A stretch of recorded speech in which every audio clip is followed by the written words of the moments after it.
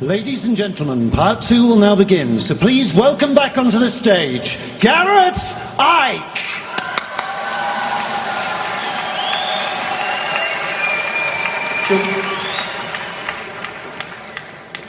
We got beat up, beat up, beat up, beat up and beat up, but we'll clean up, clean up, clean up, clean up and clean up. Yeah, we stand up, stand up, stand up, stand up, be counter. Rise up, rise up, rise up, rise up and glow. Rise up and glow.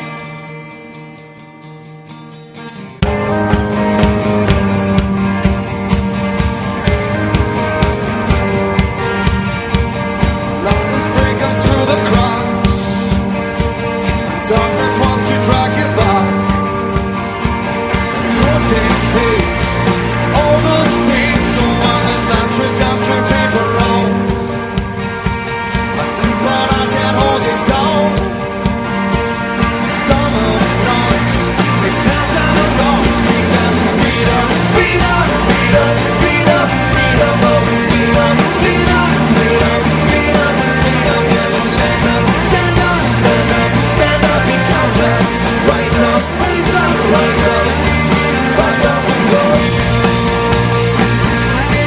Rise up and go.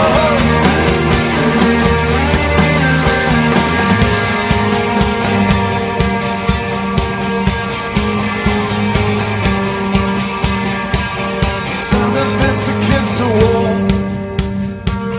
don't know what they're fighting for.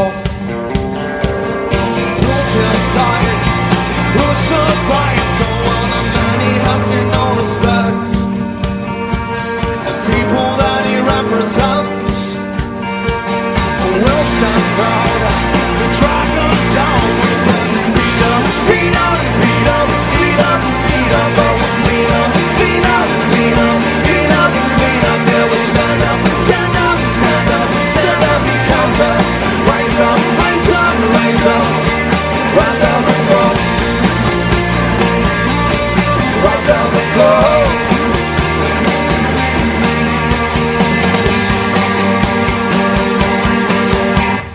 Beating hearts, oh, our hearts. Beating hearts, oh, our hearts. Beating hearts, oh, our hearts. Beating hearts, oh, our hearts. So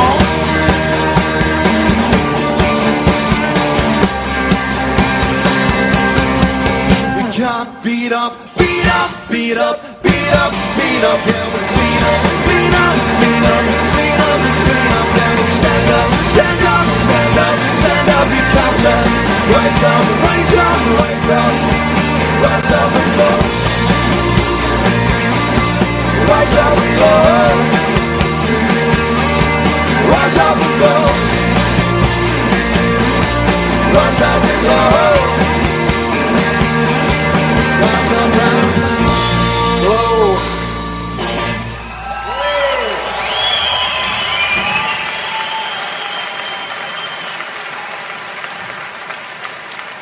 How about the please? Hello, it's me. They have to get moved so that can come down. Honestly, I'm like Moses, you can't get the staff.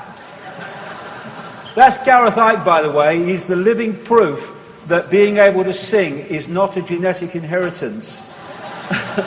I could clear this bloody room in 5 minutes. Another thing, oh hello, I'm me. I don't have a go at the person because they're just doing what they're told. But we just had a visit from the independent newspaper. You know, I was talking about that thing.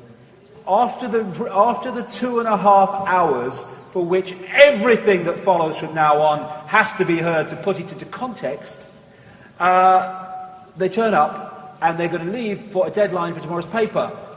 And they're going to do a report on this event. I mean, bloody hell. No wonder people are turning to alternative news outlets. Okay, let's go. And to be fair to the person involved, who's just doing her job, what chance has she got, even if she wanted to, of putting this event in context, having missed the first 3.5 hours and missing probably most of what's to come after this section? Anyway, let's have a recap. This is who we are. We are infinite awareness having an experience.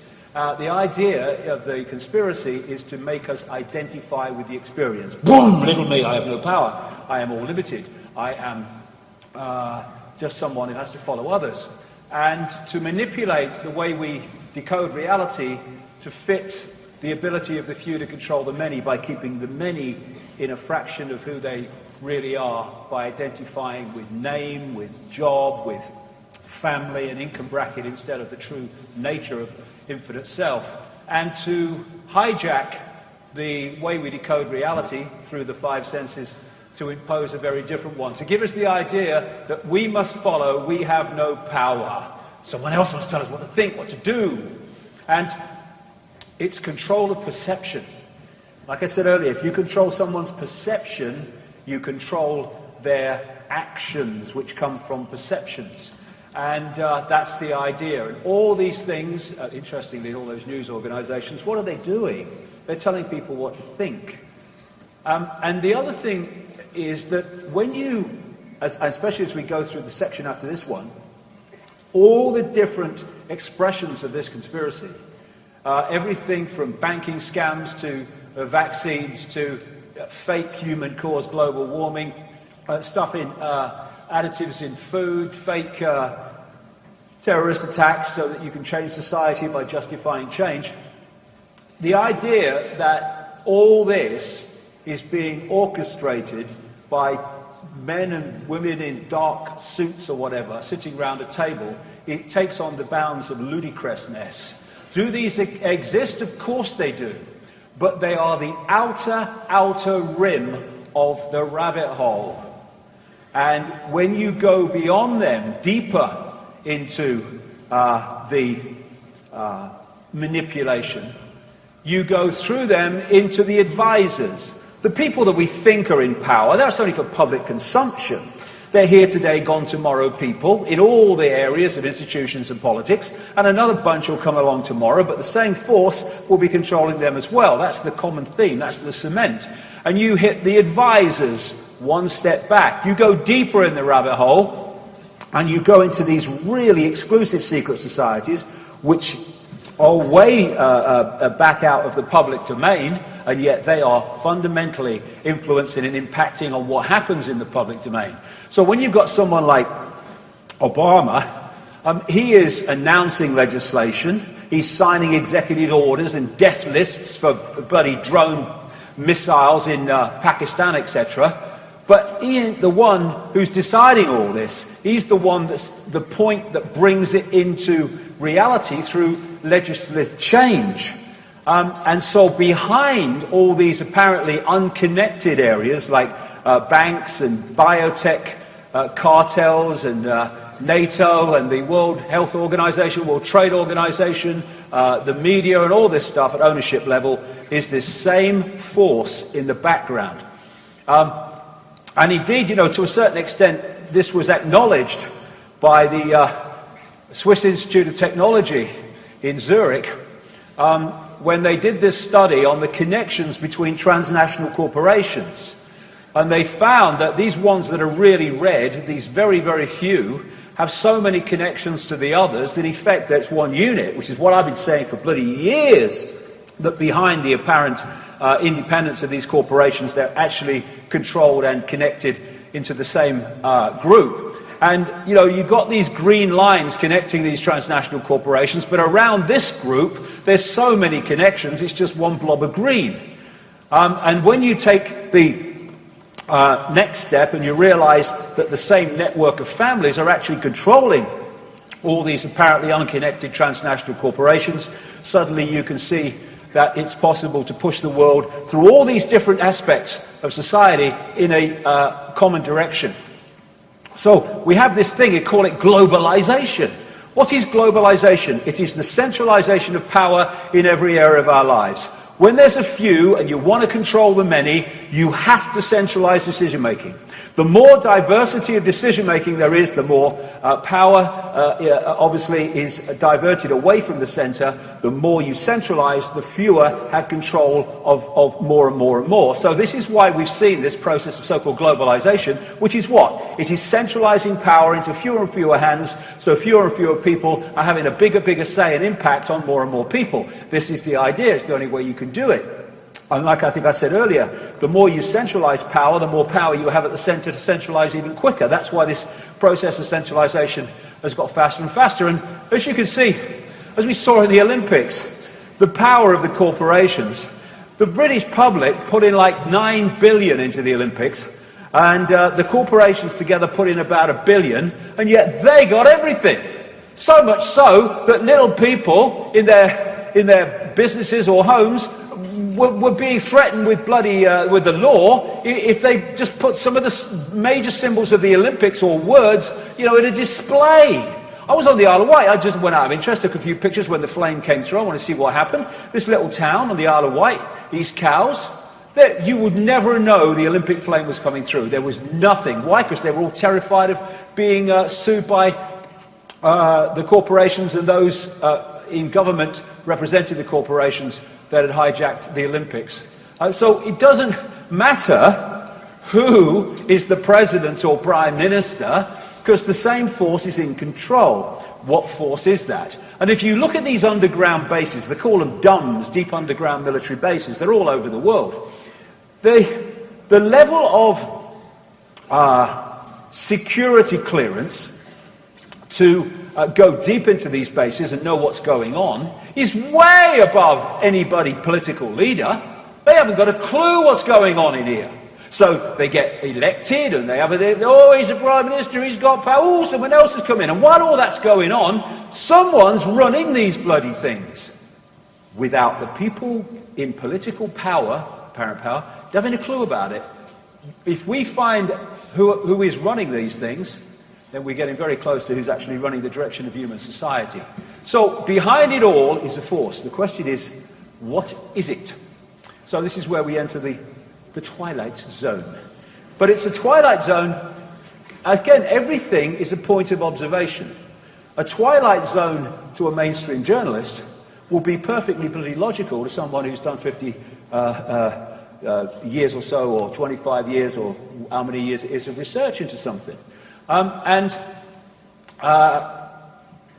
This is an important point about perception. One of the greatest ways that humanity is controlled is by the suppression of the sense of the possible. Once you put a wall on the sense of the possible, gotcha! Because anything that comes in, say the lie, if the sense of the possible is not fluid but rigid, it will have no alternative to the lie. I'll give you an example.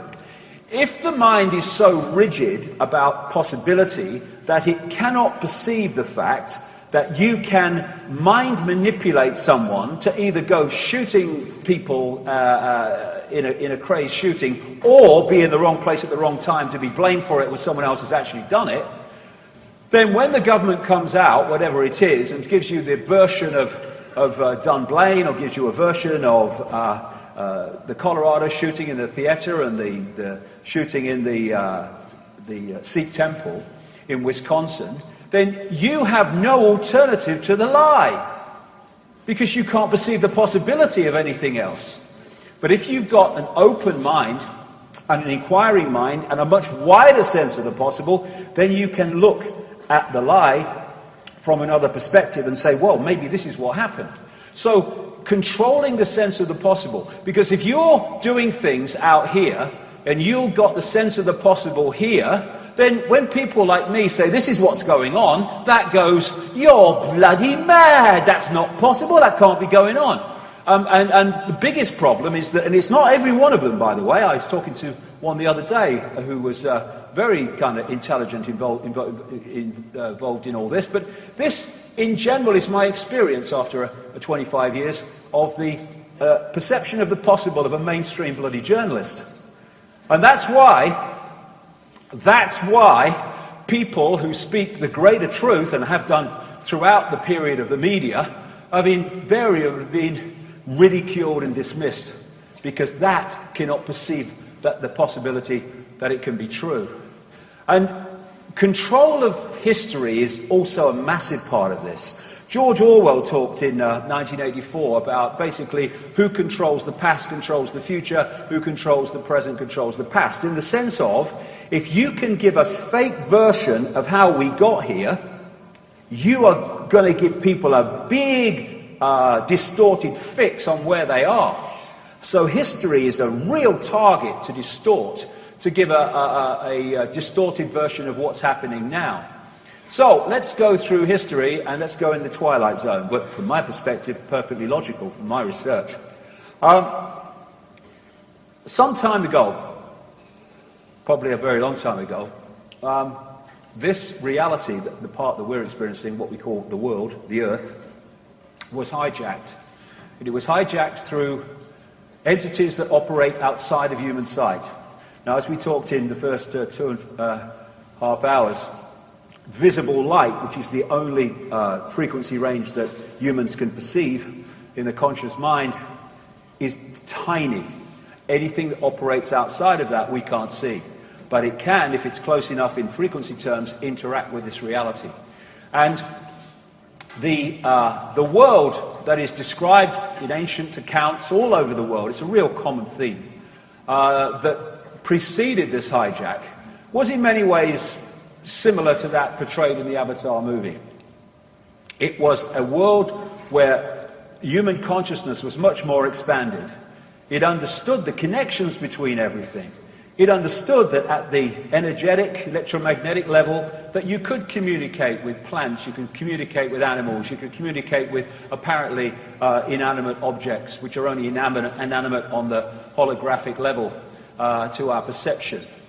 And there was this sense of oneness, this sense of connectiveness, this sense of understanding that we are just a point of attention within a greater whole. And it was a heart society, going on from what I said earlier. They rather interacted with reality from the heart center rather than the gut, which is where most people in our society today do. In other words, we were coming from this heart vortex area. Now, as I talked about, this is an access point through the illusion into the greater whole. And so when you're coming from a heart connection and a heart perception of society, it is dramatically different and creates a dramatically different society to the one we have now. But then came what I call the schism, a massive distortion in the information waveform construct of this reality. And as this distortion happened, there was a distortion in, as I talked about earlier again, the electromagnetic forces that hold the planets and planetary bodies in a some kind of stable orbit, and a lot of these planets went walkabout. The solar system we see today is not how it was in the relatively recent past. This is a book called The Saturn Myth by a researcher called David Tolbert. It's probably the best book on ancient symbolism that I've ever come across. It's absolutely first-class research. Came out some years ago now. And from his massive detailed research over many, many years of ancient accounts and descriptions and symbols, he found all these common themes relating to the fact that what we today call Saturn was not where it is now and was not what it is now in terms of the rings and what have you, but was much, much closer to the Earth, to the point that it was in terms of, because it's not a planet Saturn, it's a dwarf star, so is Jupiter. And it was the prime source of light as the solar system was before this great distortion, this great cataclysm. And looking from the Earth, you saw Venus, and in the middle of that you saw Mars. And here's another, mock-up of the view of this from the Earth. Therefore, Saturn, as it would, became absolutely the center of focus of Earth society before all this happened. Now, people like Immanuel Velikovsky in the 50s and 60s, he was massively ridiculed for coming out with a series of books pointing out that, in his view and his research, there was massive cataclysmic events in the solar system, and the planets and planetary bodies aren't now where they once were not that long ago. Of course he was ridiculed, of course he was dismissed, but he was a fantastic pioneer for not detailed truth in everything that he said. How can you do that when you're trying to uncover something that doesn't want to be uncovered? But it was a fantastic trailblazing theme that he had, which has been taken up by people like David Talbot and Wallace Thornhill. Wallace Thornhill is involved very, very strongly with the electric universe research that I talked about earlier, and he adds his physics and electronics background to David Talbot's ancient symbolism and accounts background. Saturn, which I say didn't look like that in those days, and Jupiter was certainly involved in these cataclysms.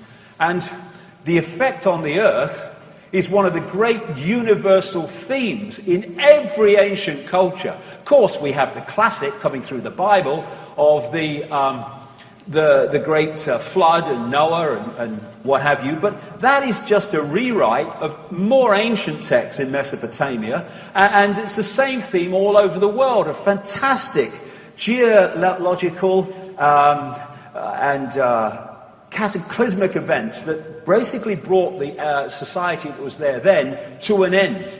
That's Avatar society that I was talking about. And when you look at it, you look at some of the great earth upheavals that we've had.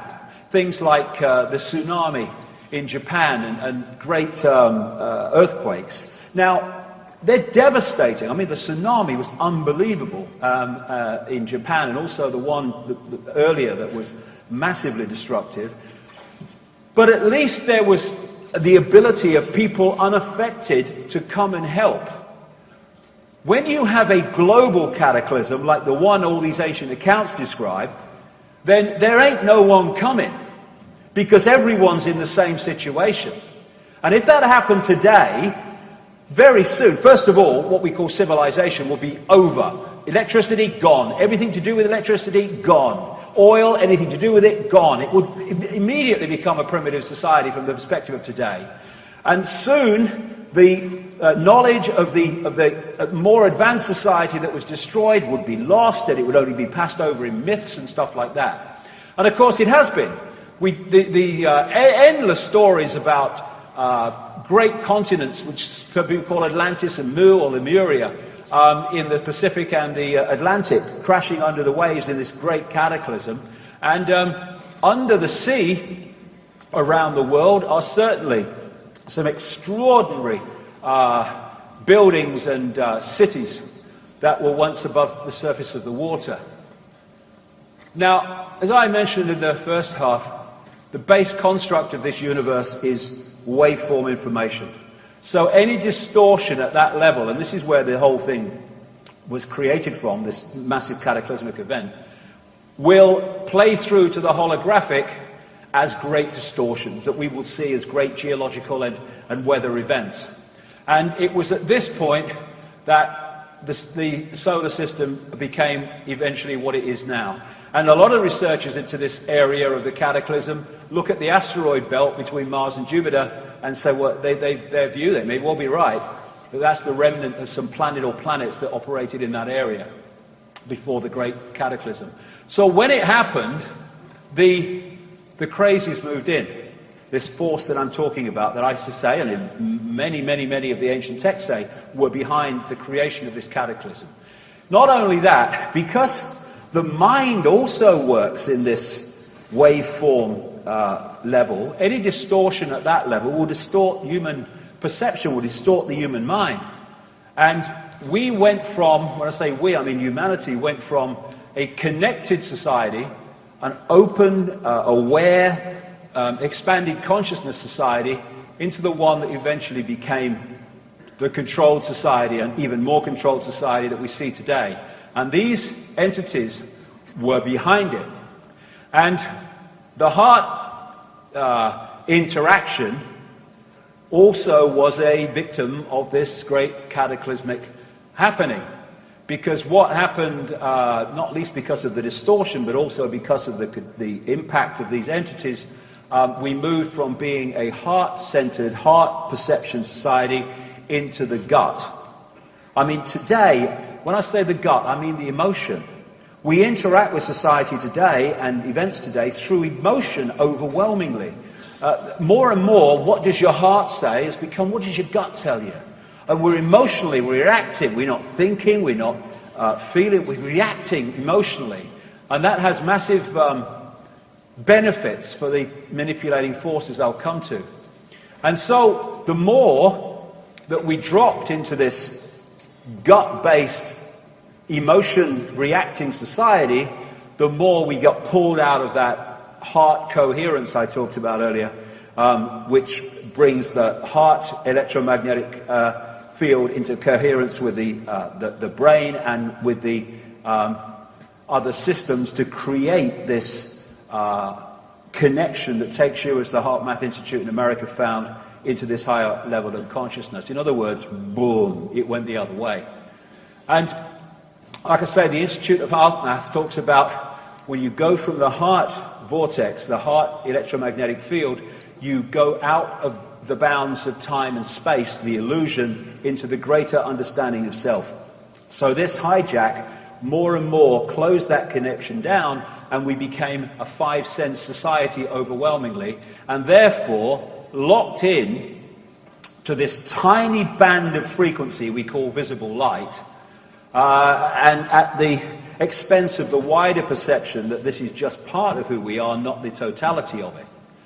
And more, the body-mind level got disconnected from the greater consciousness level, and once that happens, then we're in real trouble. We then start to see this as the only reality, instead of realizing that this is the totality and the infinity of what we are beyond this tiny band of frequencies we call the world. Now, these entities I'm talking about are talked about and mentioned in every ancient society under different names. And these are interesting to me. This is what they're called by some Central American shaman, the flyers, just a name. We have the demons in Christianity. We have the archons, that is the name for these entities of the Gnostic belief and the Gnostic writings from like 2,000 years ago, around that period and later. And the Islamic jinn. Because the way all of these entities or phenomenon are described is precisely the same, in effect. They're different names for the same thing. And the archons, as the Gnostics called them, were said to be made from luminous fire. The jinn from Islamic and pre-Islamic Arabia were said to be made of smokeless fire. And when you look at what's said about it, they're talking about the same force, the same phenomenon. So what is it? The Gnostics are very, very interesting. Gnostic coming from a word meaning knowledge. Whenever Gnostic thinkers showed any sign of getting their point across and circulating their knowledge and their beliefs, they were slaughtered. I mean, that is just a constant. The Cathars that were slaughtered in southern France, ending up on the castle of Montségur in 1244, they were Gnostic thinkers. The people that ran the great library of Alexandria with its 500,000 scrolls of ancient knowledge which the Roman Church destroyed, they were Gnostic thinkers. And as a result of this, very little Gnostic writing has made it through what we call history. But then in 1945, a place called Nag Hammadi in Egypt, a sealed jar of Gnostic writings was found hidden. And from that has come a fantastically greater understanding of what the Gnostics were talking about. These were mystics. They went out into other levels of reality. In many ways, we call them shaman today, many of them. This is what they talk about in these writings. they talk about the Lord Archon, or what they call the Demiurge, and the Archons that serve the Demiurge and the Lord Archon, as they call him. And they relate this to the Judeo-Christian Yahweh Jehovah God. They also relate it, in effect, to what people call Satan or the devil as well. They say that these Archons created the physical universe that we see, but not the earth, the sun, or the moon. And it's interesting that those three bodies have tremendous connections, geometrically and mathematically, which none of the other planets do.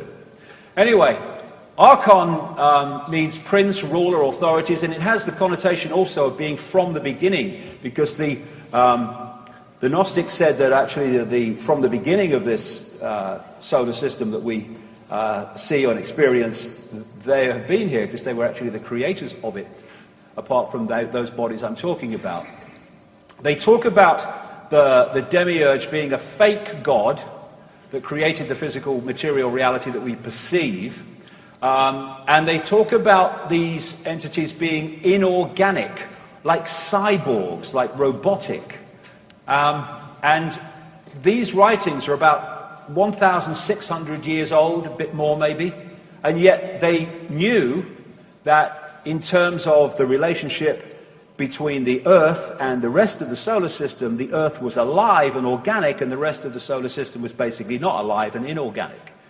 How did they know that? Because they were able to get out there and were very, very knowledgeable. And that's why they were attacked by that which didn't want that knowledge circulating. This, in effect, is very much the feeling of what they describe as an Archon world, because the Archons have no creativity as humans do, and therefore their world is stark and ugly and uniform. This is another wonderful symbolic picture of an Archon world, an Archon reality. And that's because these writings say they have no, I think the direct translation is no intentionality. I put it another way, no creative imagination. And the writings from best part of 2,000 years ago make it clear that they envy humans who have this creative imagination, this ability to create. Like I say, they describe the Archons as cyborgs, a robotic race that can imitate but not innovate. They call it, in a translated word, counter-mimicry. Put simply, if you gave them a blank sheet of paper, they would know what to do with it. But you give them a sheet of paper, rather, with something on it, with something created on it, and they are able to distort it and twist it. But they can mimic and imitate, they cannot create in that sense. Interestingly, they also use the word fantasia. And in that sense, what they're saying is that these Archons, jinn, different names, but I'll use the word Archon as a consistent, have the ability to create fake realities, to distort reality, counter-mimicry, to give people the view or the feeling of a perception that seems real but isn't. Mind parasites, they possess the mind and influence the mind in a negative way, particularly in a negatively emotional way. The one word they say that can absolutely describe the Archons is deception. And also they say that one of their great means of operation, modus operandi, is to invert everything. That's what they're doing, counter-mimicry. They are inverting what is already created so it becomes something else. And it's no accident that one of the great forces that worship these Archons within human society, what we call Satanism, use inversion as part of its symbolism. The inverted cross, the inverted five-pointed star. And so I've used this quote before in talks, and from this archontic perception, it becomes even more relevant. Michael Elner, who said, "Just look at us. Everything is backwards. Everything is upside down. Doctors destroy health, lawyers destroy justice, universities destroy knowledge, governments destroy freedom, the major media destroy information, and religions destroy spirituality. Everything inverted.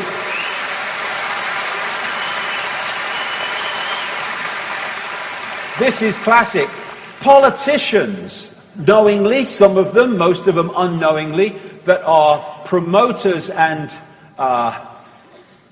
pushers of the archontic agenda, they are famous for bloody lying, inversion of truth.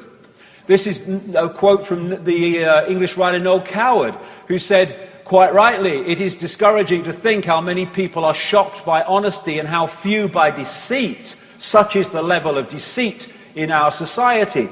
One word to describe the archontic influence: deception. So this force I talked about earlier that operates behind the crazes in politics and banking and business and media ownership and all the other stuff is this archontic force, which takes many expressions, as I'll come to. And this is absolutely, massively significant. The Gnostics talk about something called hell in relation to these archontic manipulators, and hell means, in our translation, simulation of a virtual reality. A reality that appears real to the decoder, but is not actually real. It's a fake reality. And given what I've been talking about for a few years now, the Gnostic texts describe reptilian entities in relation to being an expression of this archontic force, and 1,600 bloody years ago, they described grey entities, and they describe them as being expressions of the archons, and they say these grey entities are like an unformed baby or a fetus with grey skin and dark, unmoving eyes. They were around thousands of years ago. We think they're a modern phenomenon. No, this manipulation has been going on for a fantastic amount of what we call time. So, what can we ridicule? What's the latest thing to ridicule Icke for? Well, right, let's get a list. They must be adding to it by now. He's been talking for a while at that Wembley place. But one of the things they ridicule me for is the idea that reptilian entities are behind this manipulation of human society. And people can deny their existence if they like. I do not give a shit. They exist. This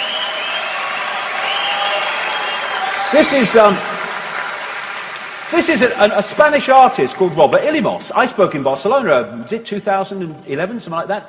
And he was introduced to me because he'd had an experience which he, thought I might be able to explain. He was into none of this stuff, never heard of me, never heard of the reptilians or anything. But he had a partner who which was Brazilian.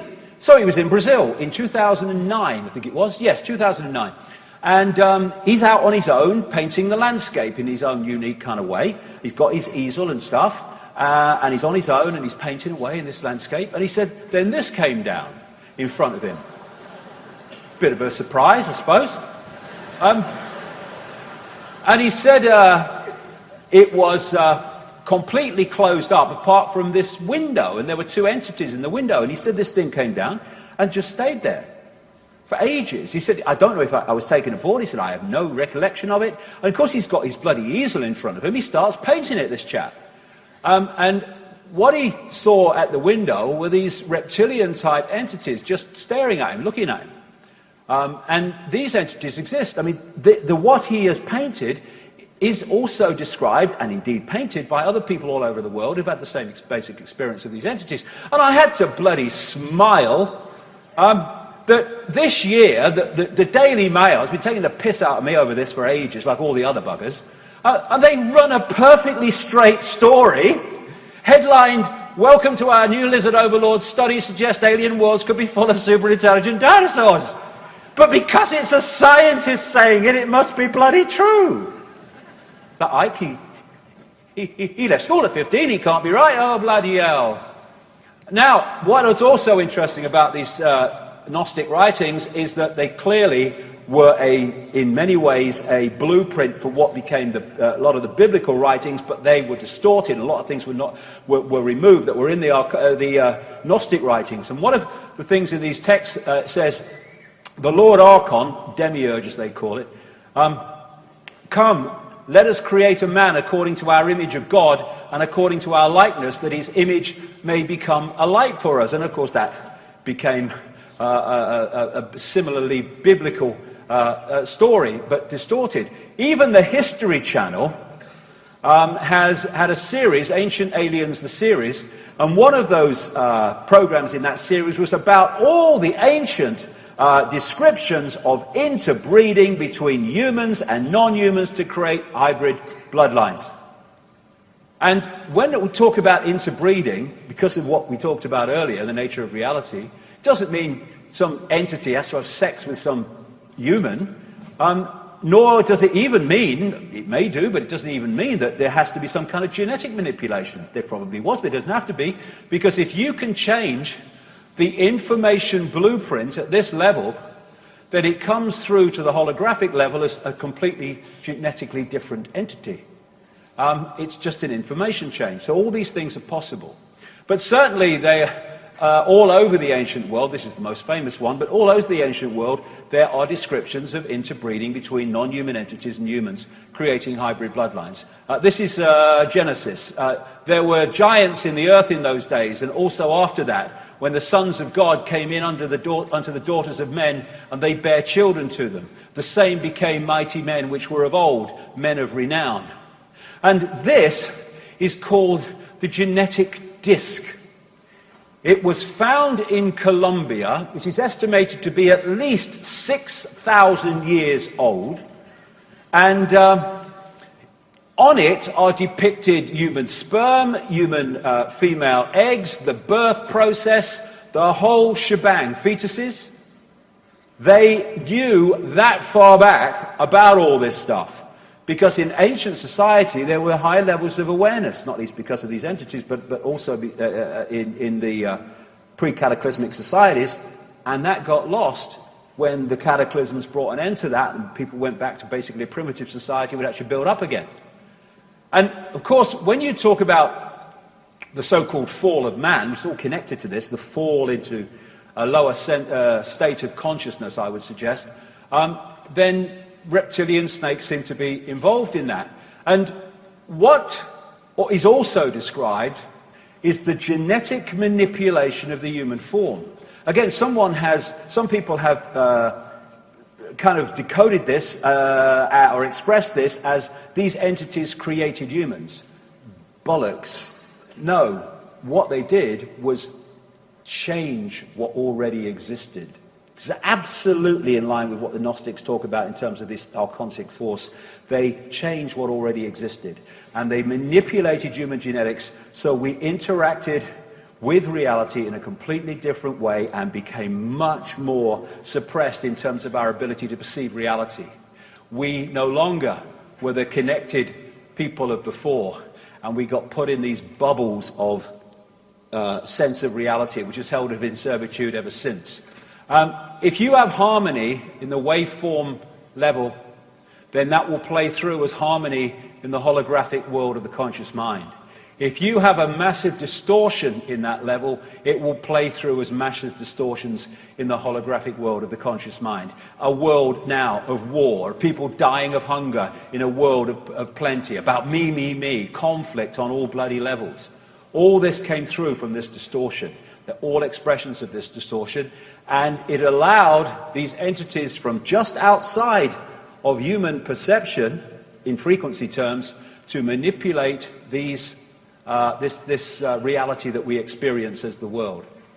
And they are the force, this is absolutely crucial as we go along, these entities, and that which is an expression of these entities, are all worshipped in the end by all the major religions. People might like that, who follow one, but all the major religions, I'll come into that as we go along.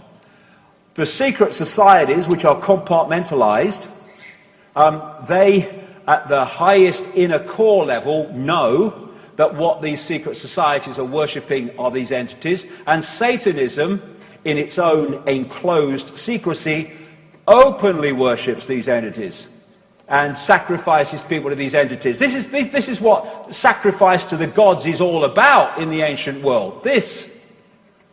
And behind the institutions of banking and politics, media, religion, and all of it, are these entities through particular bloodlines that I will talk about in a second, which in the end all come back to the same force. Now, you've got to see a lot of these, because if something is a force operating through all these different areas of society, ancient and modern, then the same themes are going to come through all those different things. And they do, as I'll show very clearly as we go through in this section. Common themes, here's one: worship of the reptile.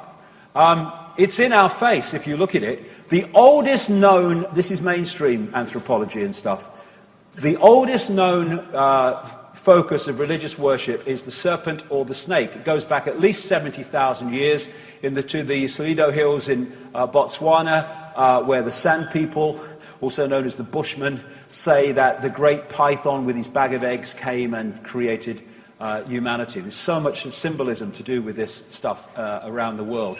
And this is a man called the Reverend Bathurst Dean. Obviously, he was a Christian, and he wrote a book called Worship of the Serpent, came out in 1933, and basically he did a study of worship of the serpent all over the world, and why and where it went. And this was his conclusion. It appears then that no nations were so geographically remote or so religiously discordant, but that one and only one superstitious characteristic was common to all, that the most civilized and the most barbarous bowed down with the same devotion to the same engrossing deity, and that this deity either was or was represented by the same sacred serpent. It appears also that in most, if not all, the civilized countries where the serpent was worshipped, some fable or tradition which involved his history directly or indirectly alluded to the fall of man in paradise in which the serpent was concerned. What follows then, but that the most ancient account respecting the cause and nature of this seduction must be the one from which all the rest are derived, which represent the victorious serpent, victorious over man in a state of innocence, and subduing his soul in a state of sin, as he would say as a Christian, into his most abject veneration and adoration of himself. And you find reptilian entities depicted all around the world, like these are found in graves of the Ubaid people, which preceded Sumer in what is now Iraq, Mesopotamia. The Egyptians used to depict their pharaohs in the way of the cobra, with the cobra hood, the cobra belly, the cobra coming out of the third eye. The Druids used to worship a serpent god called Hu, which if you play it through, Hu-Man, it makes sense, symbolically at least. In Asia they had the Nagas, who was said to be a people who could take either human or reptilian form. You had Kukulkan, who was the serpent-focused god of the Mayan people in Central America. Of course, you've got the dragon all over Asia. You've got folk tales galore about dragons and flying dragons. And you've got the folklore and the fairy tales of princes turning from frogs into princes and stuff like that. And this, ladies and gentlemen, is the Paul VI audience hall in the bloody Vatican. There's old Ben. What the bloody hell is that? Right? It's supposed to be... It's called the resurrection. It's supposed to be Jesus being resurrected. Bloody changed since I last saw a picture. Not that they know what he looked like anyway. It didn't exist, but there you go. But so here then you have the way that the ancients in Mesopotamia and Babylon and such like, they represented the serpent, not the fish gods rather, with the scales, fish god worship. And the priests of the fish god cult, like the Dagon fish god, etc., they used to wear hats like this that looked like a fish head. And I'm saying, as I've said in my books over the years, these ancient religions came through is the Roman Church and Christianity and other things. They're just the same ancient religions using different names to hide the fact that they're the same ancient religions. So there's the fish god cult of Babylon, and there's the Roman Church.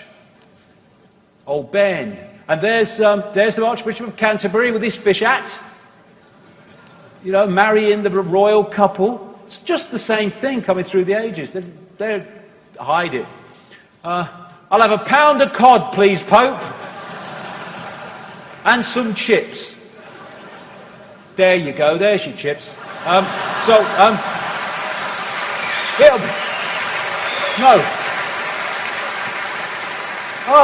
Think of the sponsorship potential, Ben.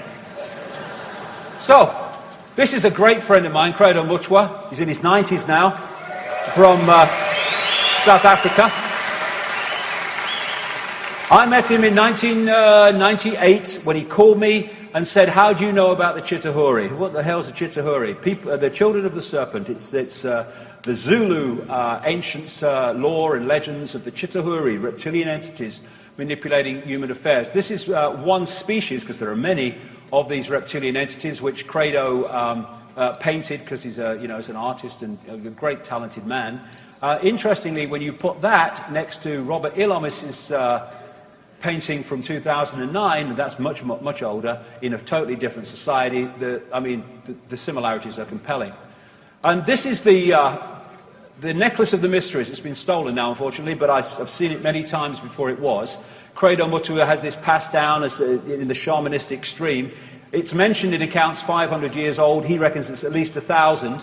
And here you have the symbols hanging from, it's not a necklace really, it goes on the shoulder, it's extremely heavy. And the shaman goes around these symbols and tells the story of African history and indeed world history. And on the front is a very non-human entity with in come and get me mode. And here is a human woman.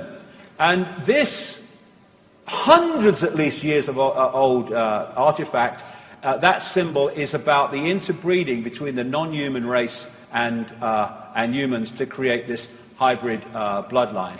And there's more symbols on there, which I'll come to later.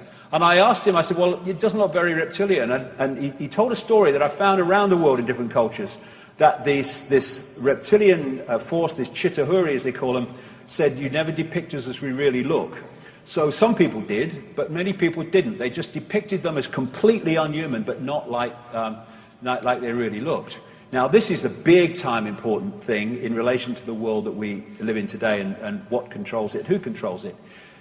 Because the ancient accounts, again, talk, and I've talked to people on the inside in the modern world who've confirmed all this from their perspective, that certain bloodlines were created to specifically represent these entities outside of human society, outside of human frequency range, in the human frequency range of visible light, to be the manipulators in our world of that which is manipulating our world. Because for vibrational and atmospheric reasons, they cannot come into our world except very briefly, or in technology which gives them a manufactured atmosphere, a manufactured reality in which they can come. In other words, they need representatives that are operating within visible light to manipulate our world. That's what these bloodlines are. And they see DNA as a software program. They know what it is. They know the body's a biological computer. And they want to keep certain information patterns within this DNA because it dictates the behavior of these hybrid bloodlines. And they want to control them as much as they control anyone else. And so to keep this bloodline pure, in other words, to keep the software program intact, these bloodlines, through the ages, known as royal bloodlines, aristocratic bloodlines, have interbred incessantly with each other. Because if they bred outside of this particular hybrid software, it would quickly become diluted and no longer have the information patterns that dictate their behavior, which I'll come to. In fact, I'll come to it now. One of the great traits of these bloodlines is that they have deleted from them the ability for empathy. Empathy is the fail-safe mechanism of human society, or any society. If we have empathy with the consequences for others of our actions, that fundamentally dictates our actions and suppresses the extreme nature of our actions. If you have no ability to empathize with the consequences for others of your actions. There are now no limits. There is nothing you wouldn't do because there is no emotional consequence of doing it. Indeed, you can get off on it, as some of these do. And these, in the modern world, are what those bloodlines look like today. They've come through history, and now they're the ones in the positions of power in banking, business, media ownership, politics, corporate, massive corporate giants around the world in big biotech, big pharma, big food, and all the rest of it. And they are the representatives within visible light of these archontic, I will call them, because they take various forms, entities. And they are shapeshifters, or the most extreme of them can be. Not all of them that were on that picture, but the more extreme of them can be. And people say, that Icke is another one on the list. He says people can shapeshift. That's ridiculous. Well, if you're coming from your perspective of reality, that everything is solid, that is bloody ridiculous. But as I talked about in part one, this is not a solid world. It's a holographic world. The solidity is illusory, as quantum physics will confirm. And the shift in shape is not a physical solidity shift. It is a shift in the information waveform information field. So, if there's a shift in the information field at the waveform level, then it will be decoded through the genetic brain decoding system through to a holographic shift. In other words, the shift takes place in the observer's decoding system. 1 minute the person is looking human because that is decoding the human field. Then there's a shift in that field, and another field which is not human will become the dominant one. That decoding system is now decoding the second field. To the observer, there has been a physical shift from human to non-human and back again, but what there's actually been is a shift in the information fields the observer is decoding. And thus, we see people, he's not there by accident either, we see these people here with invisible light, and they look human. But if you could see beyond it, deeper into the energy field, you would see something that's anything but human. And these Gnostic writings found at Nag Hammadi talk about the fact that one of the great ways that these archontic entities manipulate human society and human perception is by being mind parasites, by what we call possessing or influencing the human mind to think, perceive, and act in certain negative ways. So, one of the key reasons that these particular bloodlines were created was because if you have genetic compatibility here in the holographic realm, then when you go back to the base construct, the vibrational realm, you have vibrational compatibility, or much greater, and therefore the ability to possess that body-mind and influence it and dictate its perceptions and behavior becomes much more powerful than the general run of the human population, which that genetic compatibility is not as close. Of course, possession is an ancient, as long as history, theme, right up to the present day. Now, talk to a lot of visual psychics around the world. I mean, I've been on this road nearly a quarter of a century. I've had a chance to talk to a few.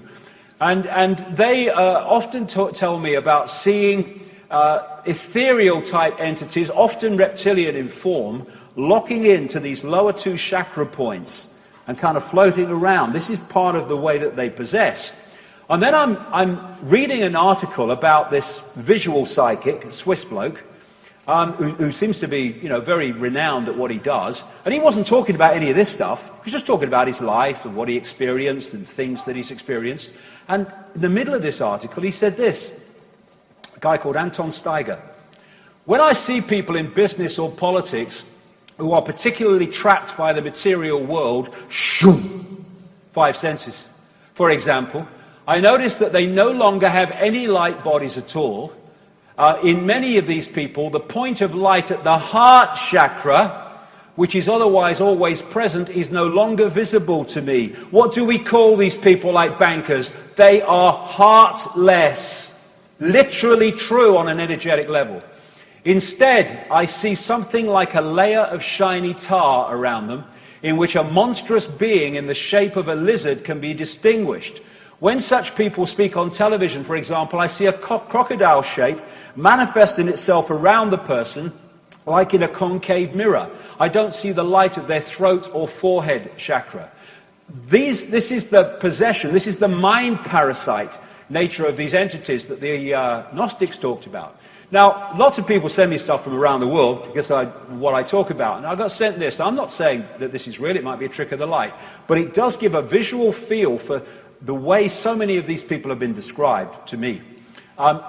With the eyes changing from a human pupil to a reptilian pupil, and then going back again. I've heard that, I've seen, people have given me endless accounts of full body shifts, shifts of the upper body, and more than anything, shifts of the eyes. The eyes are the window on the soul, or the window to the self beyond the world that we see.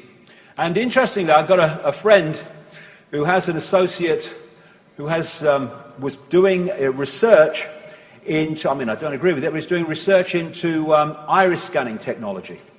And this led to him looking through a microscope into, I think it was 2,300 eyes or pairs of eyes.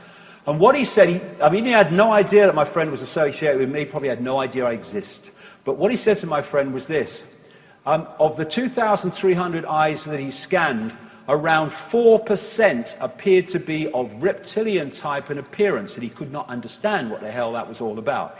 And if someone said, what is the percentage of the human population? I'd say 4 or 5%. That is what I'm talking about.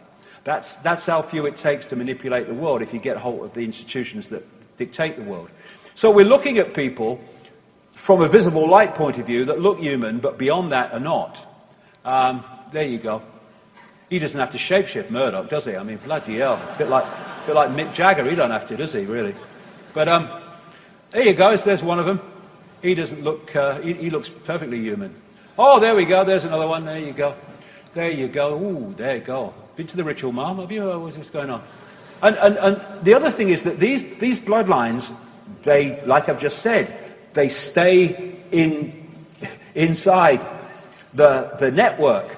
And so that when you follow them back, you tend to come across some interesting people. We've had Prince Charles in the last few months talking about the royal family's ancestral connection to Vlad the Impaler, one of the most infamous blood-drinking, satanic torturers in human history, who was a member, along with the rest of his family, of something in its simple title called the Order of the Dragon, which goes back into the ancient world, which is an order of these bloodlines.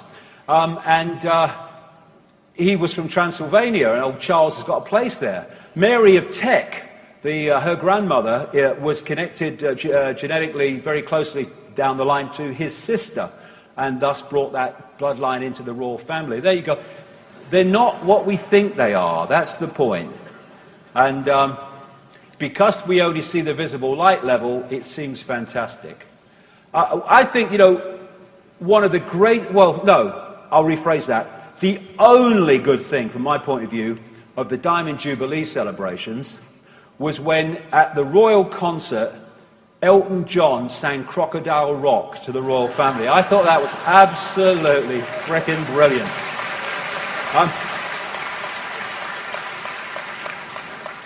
And, like I say, these bloodlines have no empathy, therefore they have no limits. Pepper bombing cities full of civilians, couldn't give a damn. Starving people to death, putting mercenaries into countries to cause mayhem, as in countries in the Middle and Near East and North Africa, not a problem. What a laugh. No empathy. Another thing is that a lot of people don't realize that one of the fundamentally important influences of human perception and behavior is called the R complex by scientists, or the reptilian brain.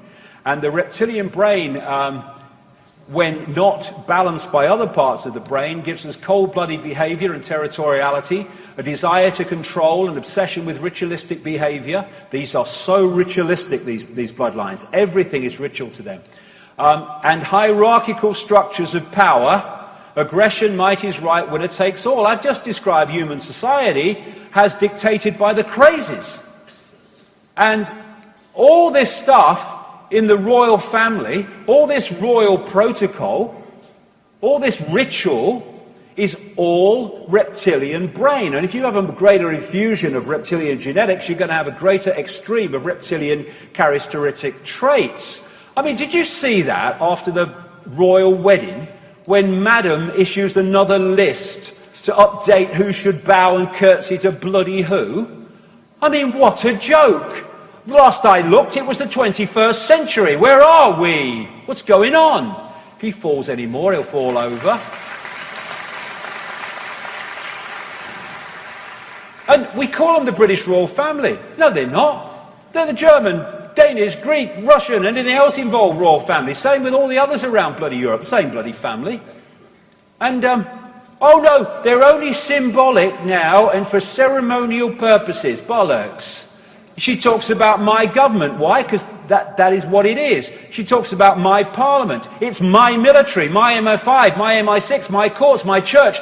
All the people in those organisations, including the representatives of the people, have to say a pledge of allegiance, an oath of allegiance to her, not the people. It's a bloody joke.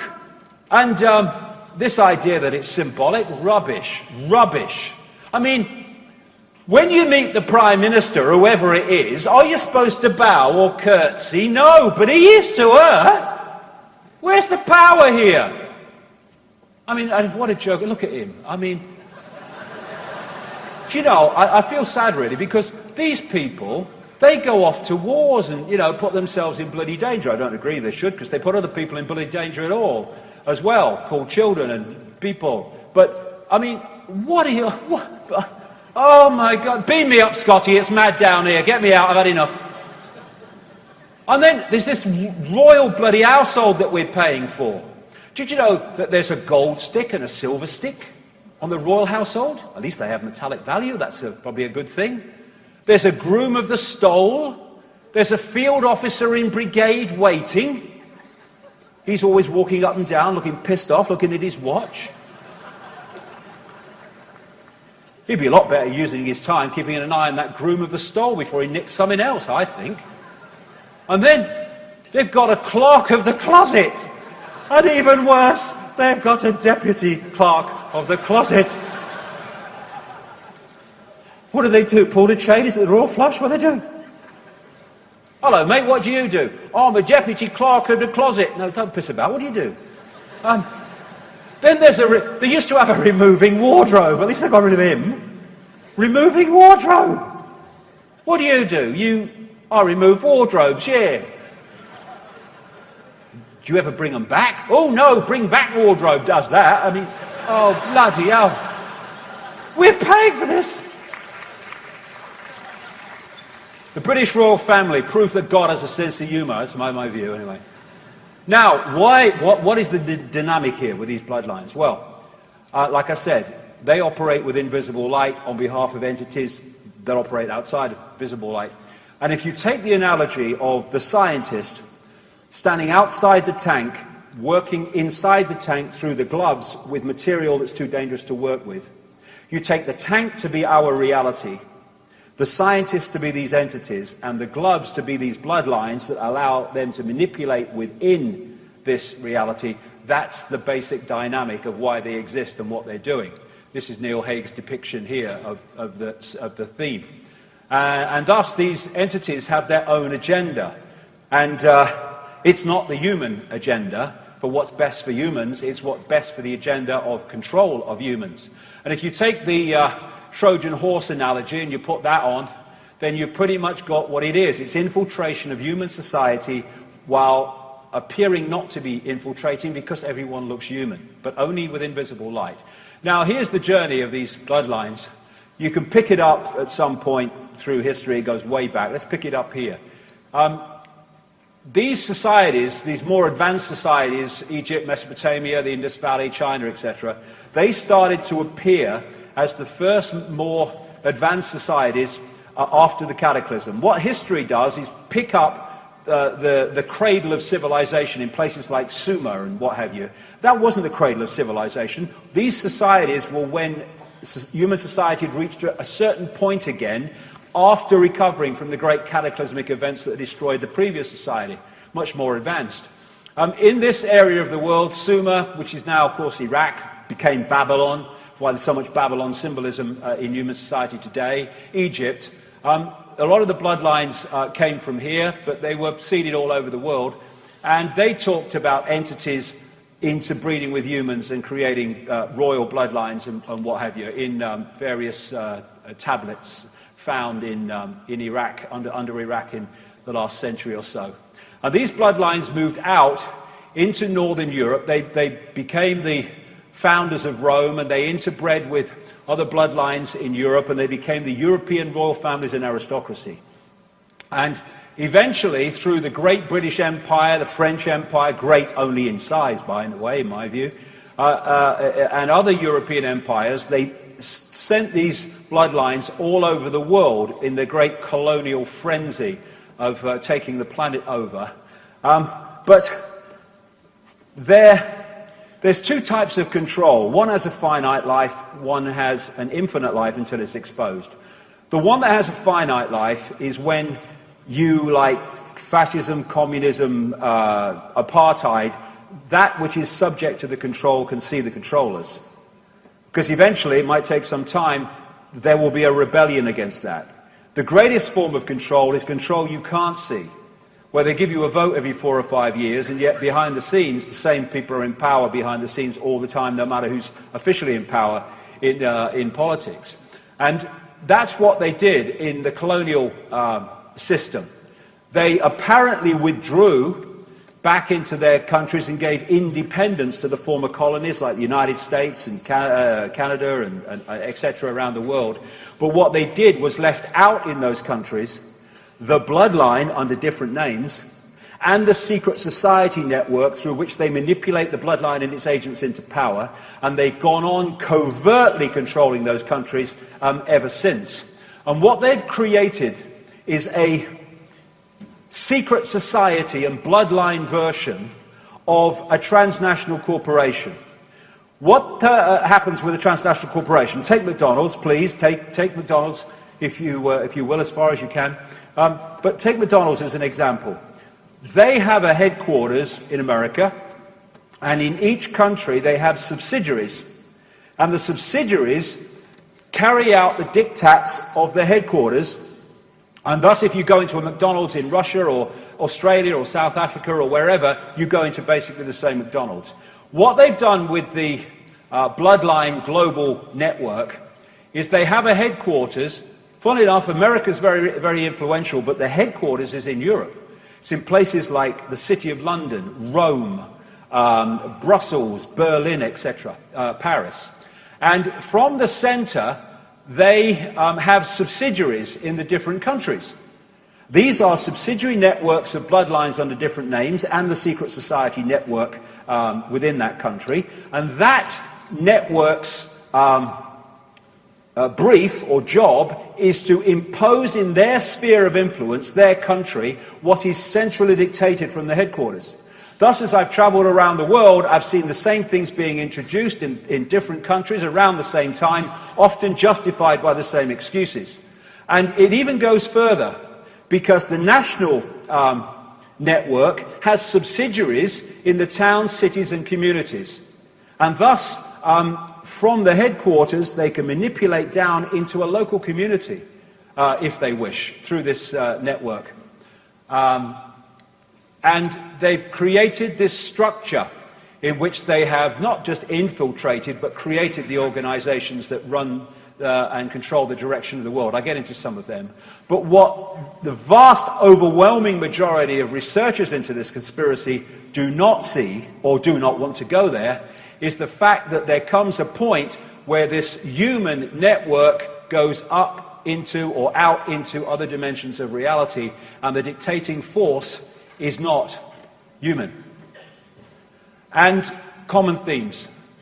The number of times you see around the world depictions in different societies of half human, half reptile entities. This is obviously in Asia. And the depiction of the interaction between reptilian entities and humans, and part human, part something else. The gargoyles on the churches built by these secret societies like the Knights Templar, and on the castles and mansions of the elite bloodlines. They are symbolically these entities. So many of the coats of arms of these bloodlines carry reptilian themes. The whole logo of the City of London, or Babylondon as I call it, because it's one of the great central focuses of control, not only through finance either, is a reptilian holding the red cross and the white background of the Knights Templar, one of the major secret societies in this network. One of the key points in London, for this conspiracy anyway, where the City of London meets Temple, or Temple Bar, or the Temple region, which is the legal profession and courts, is this flying reptile on a pedestal right in the middle of the road. They put these things everywhere. Now, there's another common theme, this is all over the world, of reptilian-type entities eating humans. There's so many of them, it's unbelievable. This is Central American, as the previous one was. Here's some more, and often they'll put a crown on the top, because this is the royal bloodline. This is where the divine right to rule comes from, or the idea of it. It's the belief that you have the right to rule because of your genetic descendants from these gods, the divine right to rule. There again, a similar one. Here's other ones, and logos and coats of arms and what have you. And there's Alfa Romeo, the same, and of course the red cross and the white background of the Knights Templar.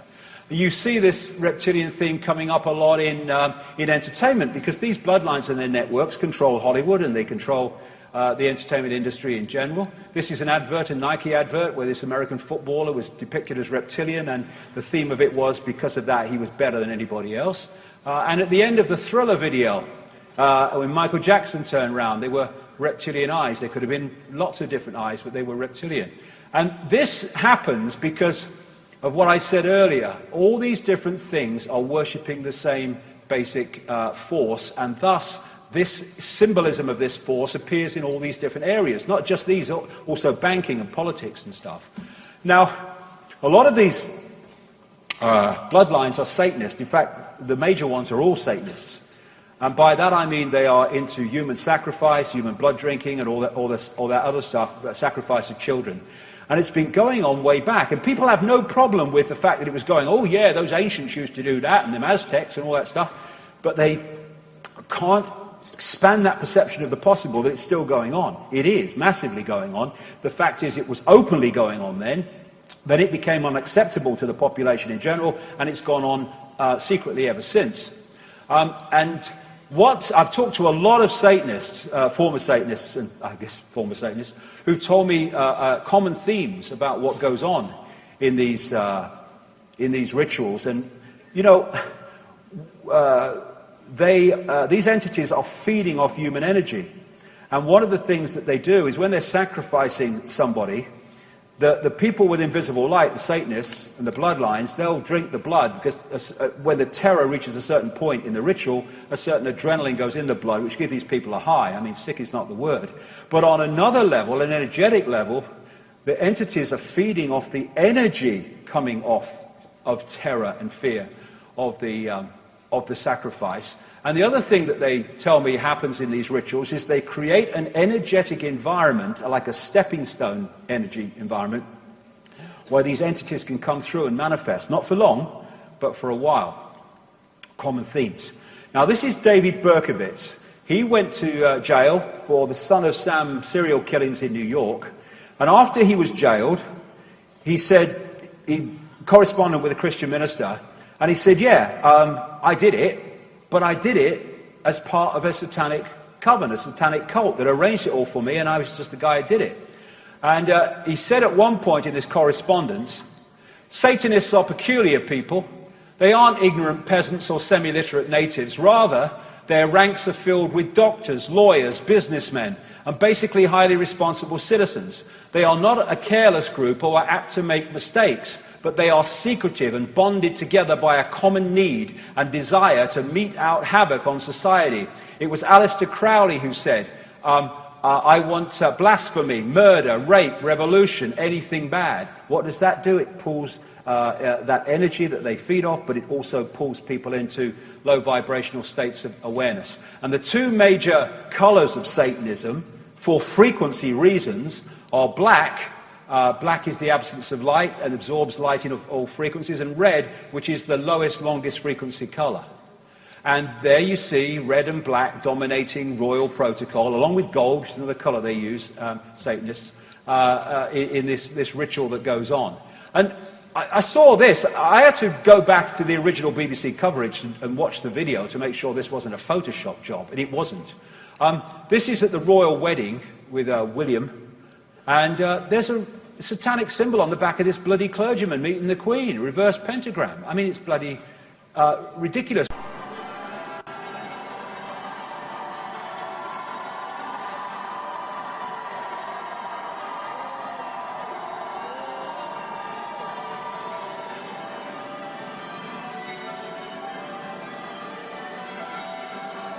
But it's not when you realize that the religions are just public expressions of a much deeper and more horrific inner core.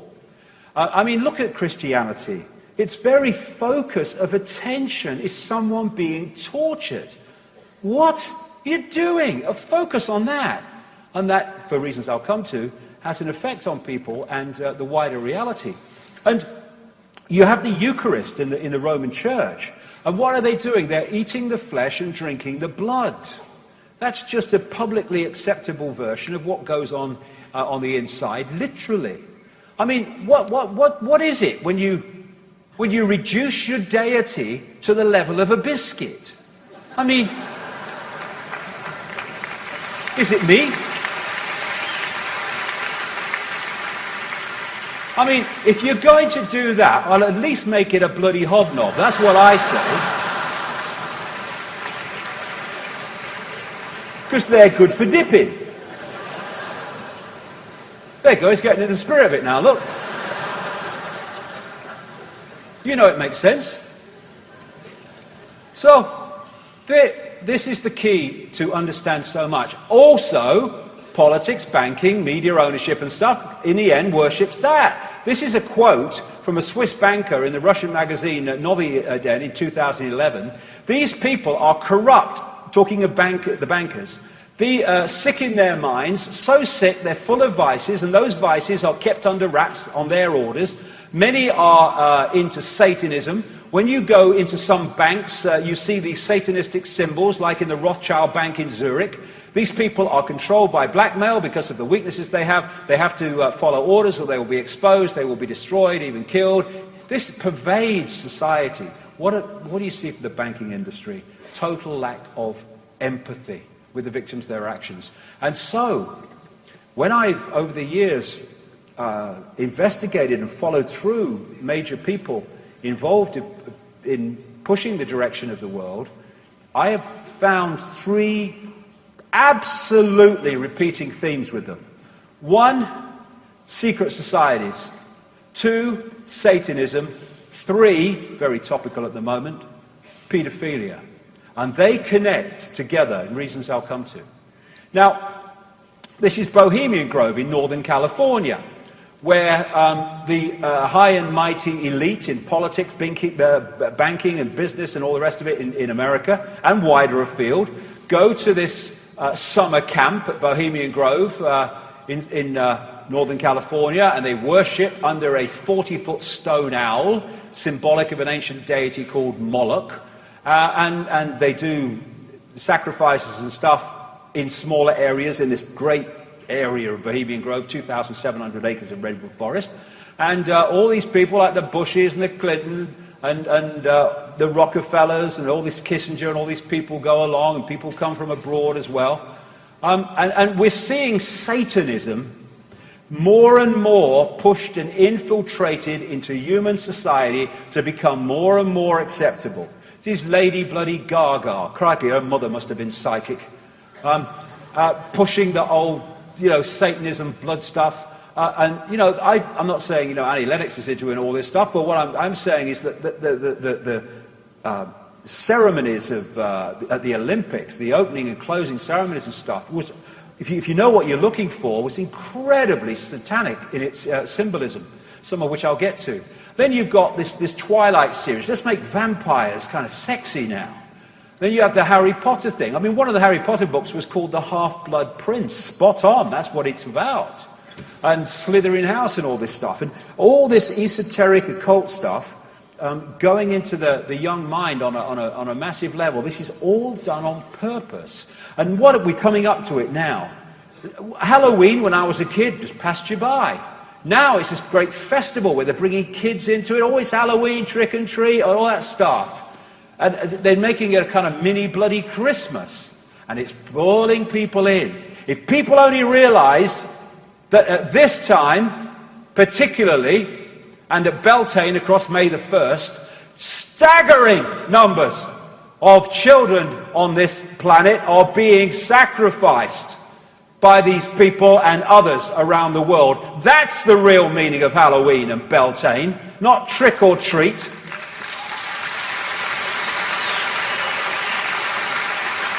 And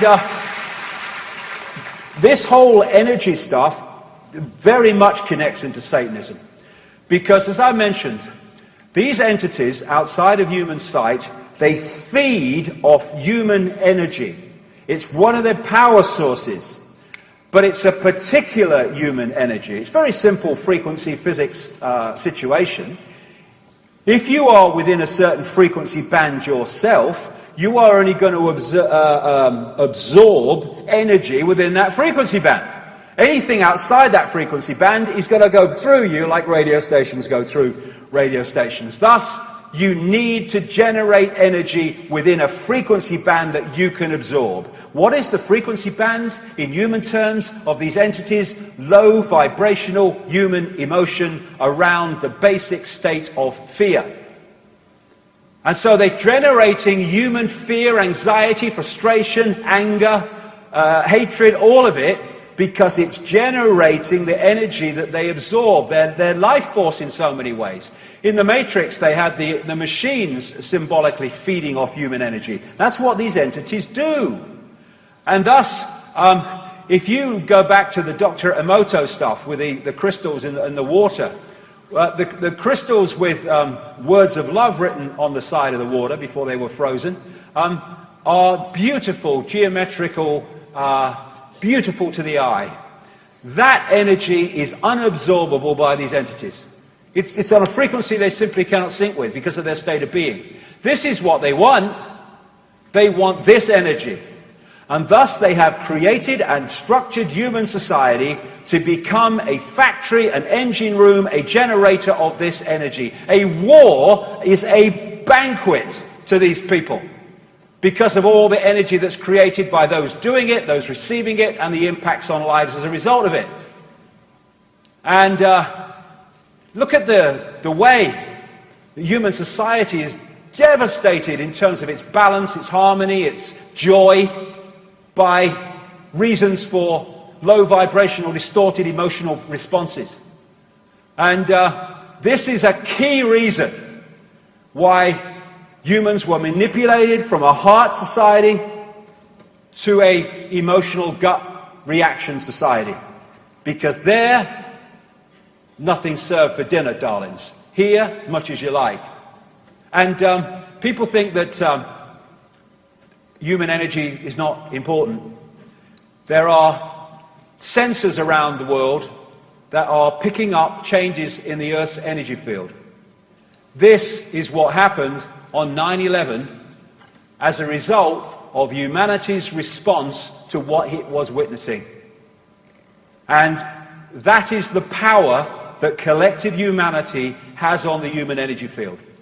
If you can manipulate humans into a negative response, understandably, to things like 9/11, you massively impact on the vibrational energetic state of the Earth's energy field, and it's the energy sea that we are living in all the time. If you want to get to all the fish at the same time, what do? You get to the sea, and then you get all the fish. And the energy sea that we are living in all the time is what they're targeting all the time. And so when we react to their heartless corruption and oppression in this way, going to get into this seriously in the last part today, then we are actually giving them what they want. Because we are reacting in ways that are generating more of the energy on which they feed.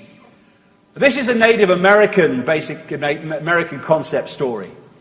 That in each of us there are two wolves they talk about. One wolf is anger, envy, sorrow, regret, greed, arrogance, self-pity, guilt, resentment, inferiority, lies, false pride, superiority, and ego. The other wolf is joy, peace, love, hope, serenity, humility, kindness, benevolence, empathy, generosity, truth, compassion, and faith. Which wolf wins? The Native Americans say the one you feed the most. Now, I'm not saying humans are perfect and do not have the capacity for that.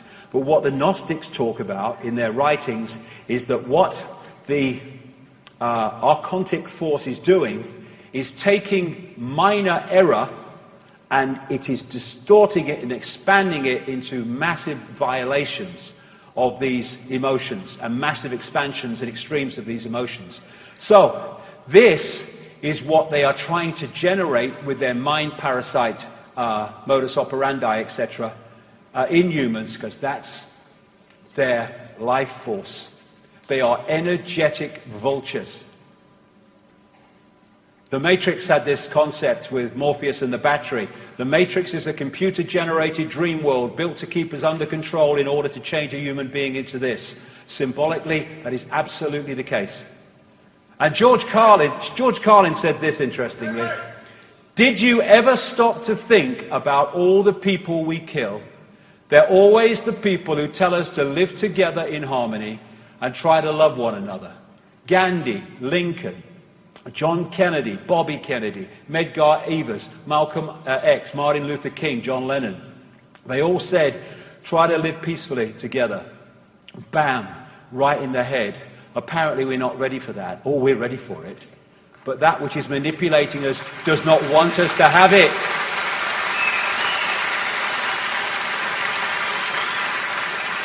There was an Australian document came to light a few years ago.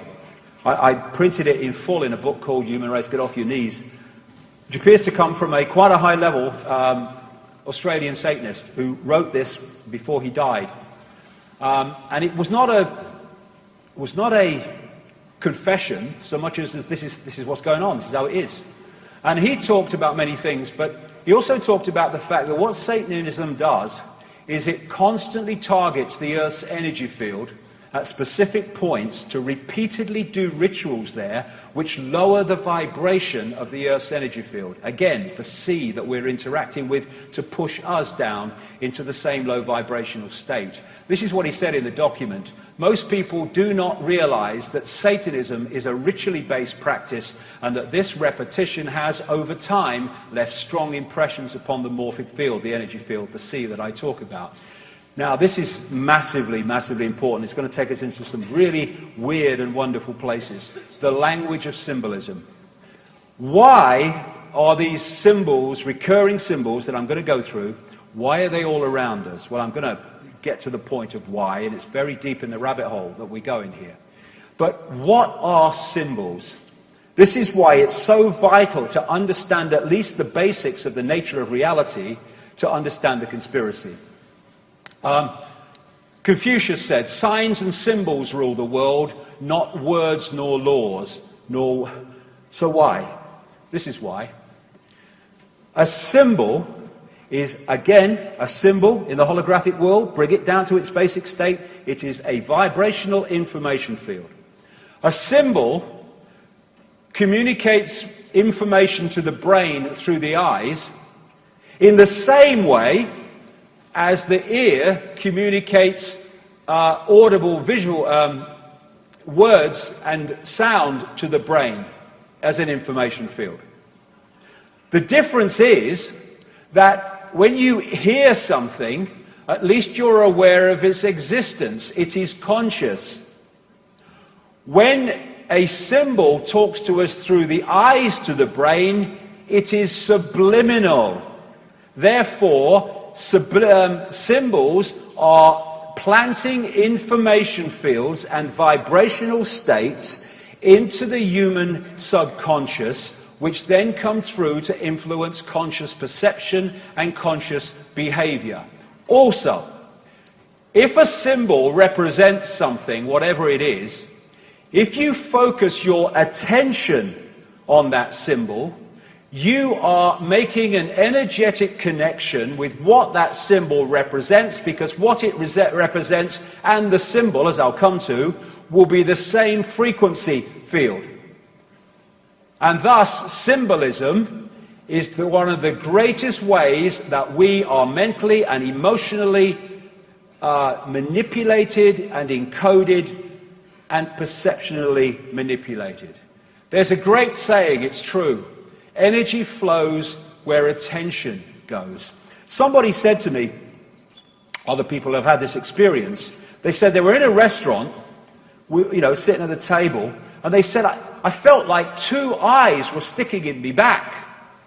And he said, I turned around, and there's this person at this other table behind them staring at them.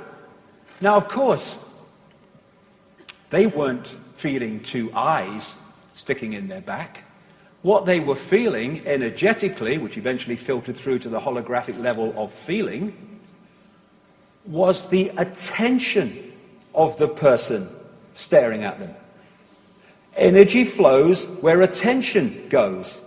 So thus, if you can hijack someone's attention, collectively or individually, you are hijacking their energy and their life force.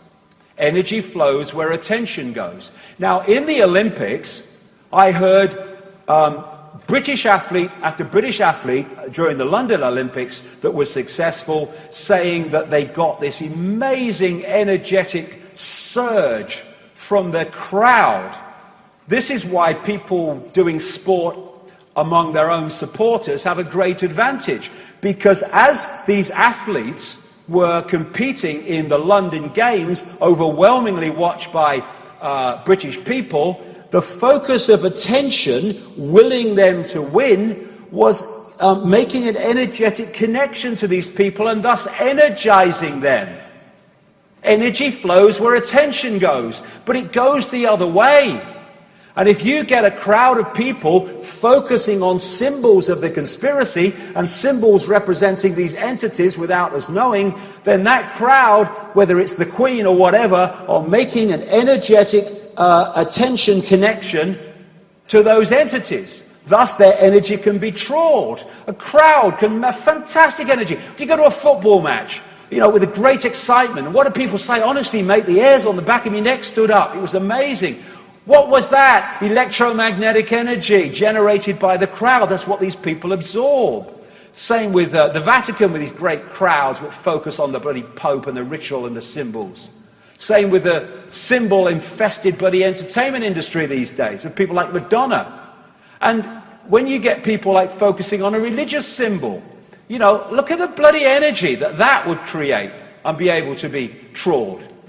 And when you get and focus like 5 days a week, I'm not going to go at one religion. I mean, they're all the same to me, and I respect people's right to believe what they want to believe, but I have my right to believe what I want to believe as well. That's the deal.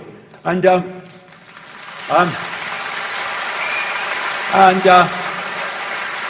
when you're focusing your attention like that, energy flows where attention goes. And thus, you have these secret societies that are also involved in energy trawling. And that brings me to this, which also goes into this, for reasons I'll come to. That Satanist in Australia talked about the abuse of children and what have you. And what is happening and the reason for it is that these entities operating outside of human sight, we'll call them archontic, they feed off human energy, yes, but there's a particular energy they want more than anything else, and that's the energy of children before puberty. We see puberty here as a hormonal change. You go back to the base construct And it is a vibrational change which holographically expresses itself as hormonal change. These entities want that energy before the energy change happens. Therefore, they want the energy of prepubescent children. And how do they get it? They, through genetic reasons, because there's a lot of genetic paedophilia, but also through energy, what am I saying sorry to you? Well, you exist. You're part of all that exists. Of course I'll say sorry to you. Sorry, mate. You're all right.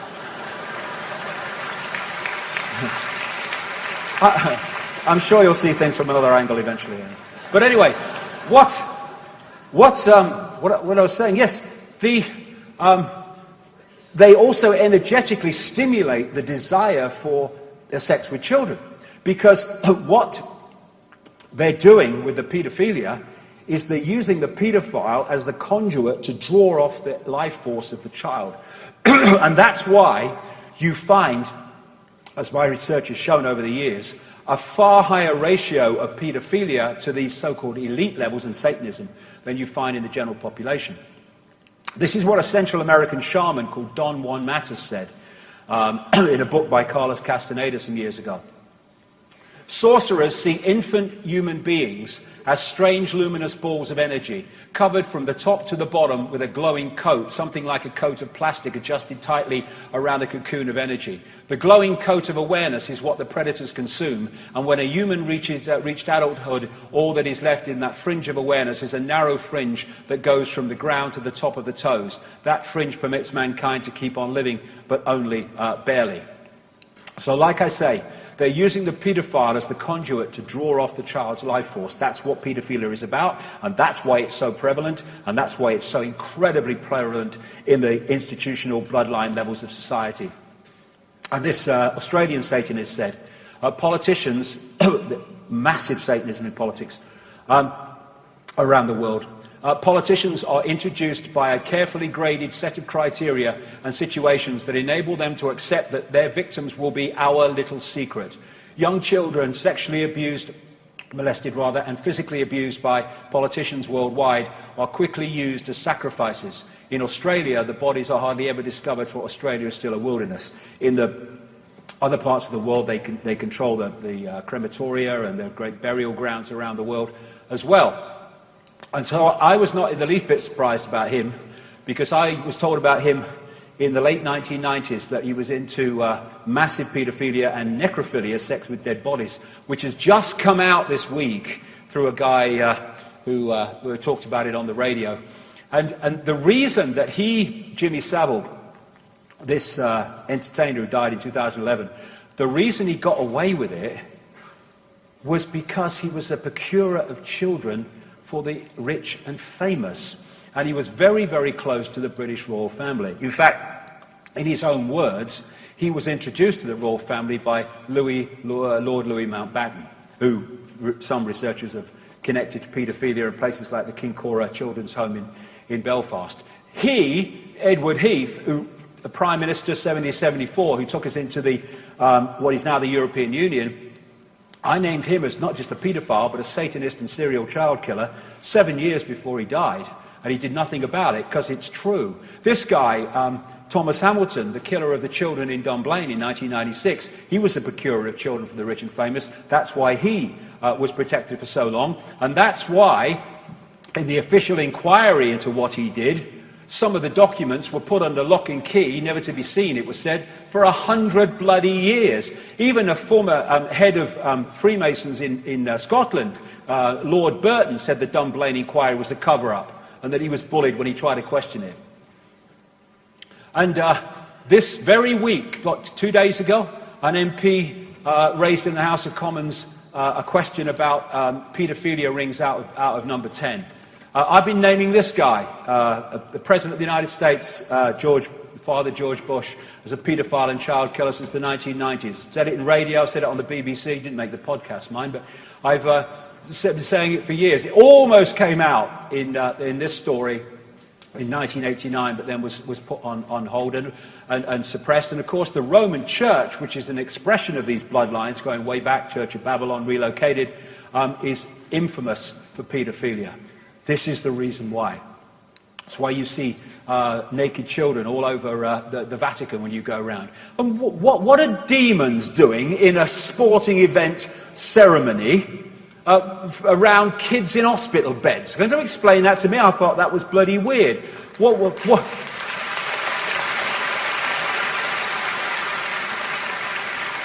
What is the child catcher in Chitty Chitty Bang Bang bloody doing in a sporting event opening ceremony? I tell you, it was alive with symbolism, that was. And I've been saying for years that these bloodlines drink the blood of children to rejuvenate themselves, and that's one major reason why they live so long. Queen Mother, 102. Prince Philip in his 90s. David Rockefeller, 97. Henry Kissinger, almost in his 90s. They live for so long. One reason is they get different treatment to us, but this is another. And this came out only the other day, that they've now found the amazing discovery, shaman in the ancient world have known it for thousands of years, that transfusions of young blood appear to rejuvenate the elderly. That's why they live for so long. Common themes. The eye. I'm going to whip through these now because we've still got a lot to get through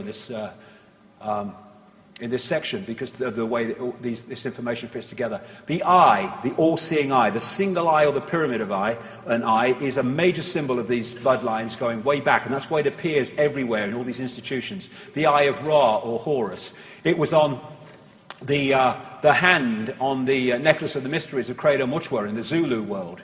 This was found in 1984 in Ecuador by miners, I think, digging for gold. There's the eye. There's 13 levels, and this is thousands of years old. And when you put it under ultraviolet light, it even glows luminous from the eye. Where is it today? There it is, on the dollar bill in the reverse of the Great Seal of the United States, and there are 13 levels. This is the constant recurring themes that I'm talking about, because the same force is behind all these apparently different organizations and institutions. There it is in Freemasonry. There it is with the pyramid as the logo of MI5. There it is in the building, basically, of MI6. In the Olympic ceremony, or one of them, you had the building of the pyramid, and then the almost homage bloody worship of it immediately afterwards. This is a Roman Catholic bloody church. Look at it. Because, why? The same thing. In the Olympics, you had the pyramid bloody floodlights, and also the eyes in the mascots. And somebody put this together, and they put that and that and that together, and said, you know, what's going on? Well, what's going on is the same force controls all these apparently different institutions, and thus they use the same symbols. They control the entertainment industry. And thus, that's not a bloody diamond, that's a bloody pyramid. Jay-Z. There you are, Madonna, she comes up a lot. Angelina Jolie, there's Lady Gaga, the eye of CBS. This is Gravity Falls, it's a Disney animated bloody program. There he is. There he is. There he is. What's this doing in an animated program? Because they put their symbols in front of us. The other thing you find is the number of pictures of celebrities where they have an eye, a hand over an eye.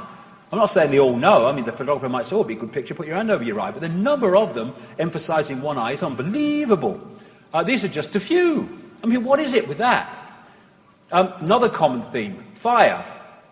The archons and the jinn were said to be from luminous fire and made of smokeless fire. One of the great symbols of these bloodlines is the phoenix, the firebird. And the light that Freemasons talk about is not the light that other people talk about. One of the great symbols of the bloodlines and the network is the lighted torch or the flame. And thus, at the closing ceremony of the Olympics in London, you had the massive emphasis on the phoenix because of the symbolism it represented. This is Manly P. Hall, a Freemasonic historian. I think he got to the 32nd degree of Freemasonry, in a book called Secret of All Ages, in which he's saying the eagle is actually just a publicly acceptable phoenix. European mysticism was not dead at the time of the United States of America was founded. The hand of the mysteries controlled in the establishment of the new government for the signature of the mysteries may still be seen on the Great Seal of the United States of America. Careful analysis of the seal discloses a massive occult and Masonic symbols, chief among them the so-called American eagle. The American eagle upon the Great Seal is but a conventionalized phoenix. And so many stories you read about demonic entities manifesting in rituals talk about them manifesting through fire.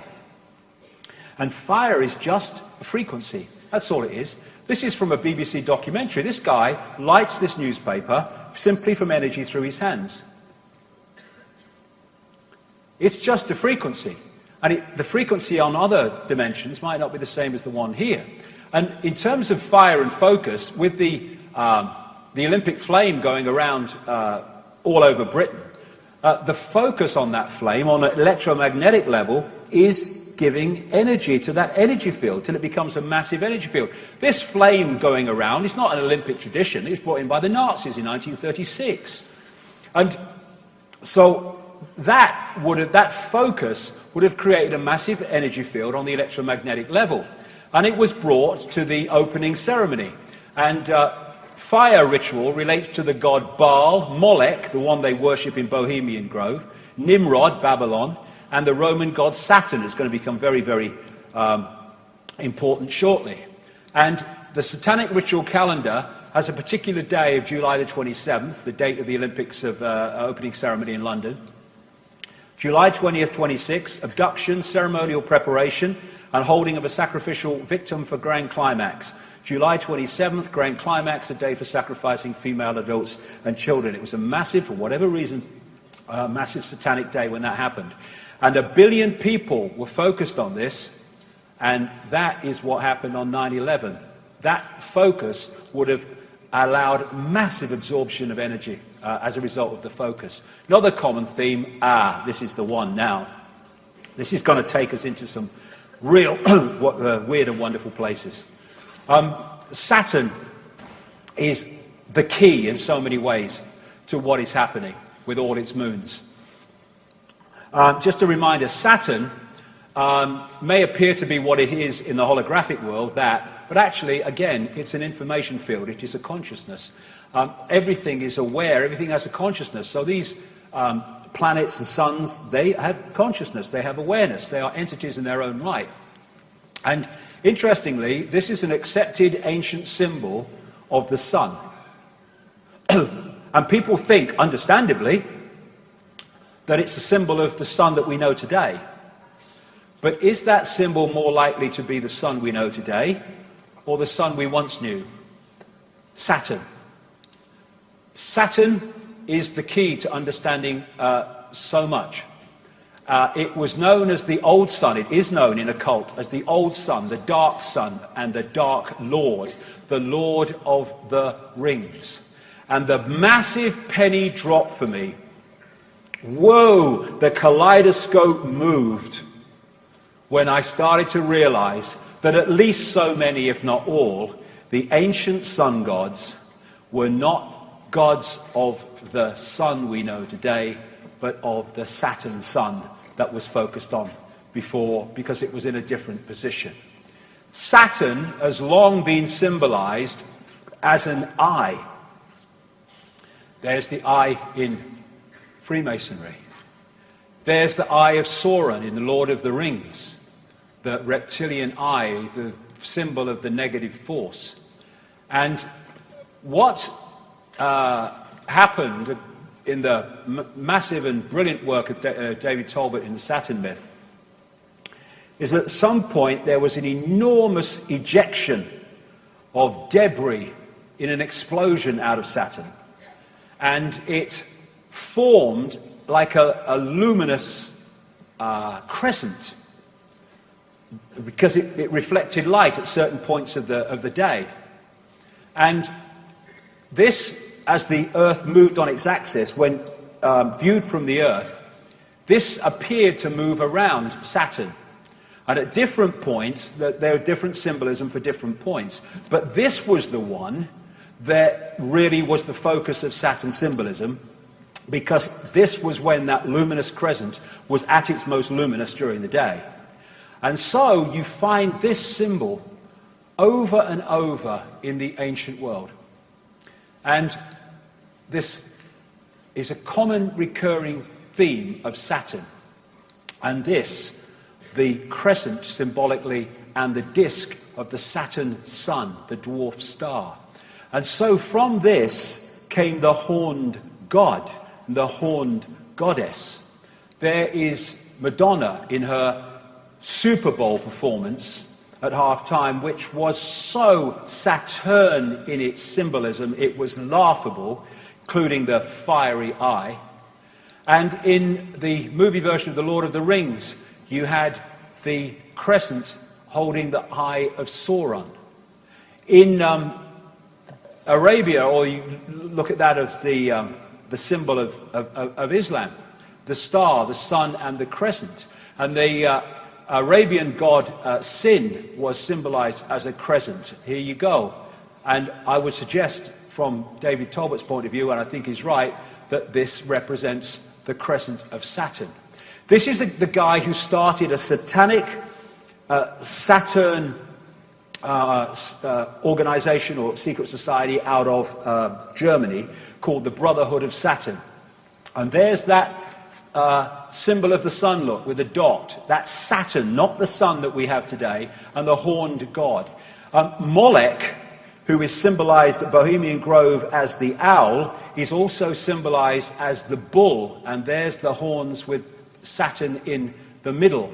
And so you have the bull gods of Mesopotamia. And the winged goddesses in that state, this was often symbolized as the goddess with her holding the god, her arms around the god, or her wings around the god. And there is another version of that with the god Saturn and the crescent. And there it is on the Great Seal of the United States, exactly the same symbolism. There it is in the Air Force Special Operations Command. There it is in the symbol of the House of Windsor. There it is in the United Nations with the target on the world, very appropriately. There it is in the eagle of Rome.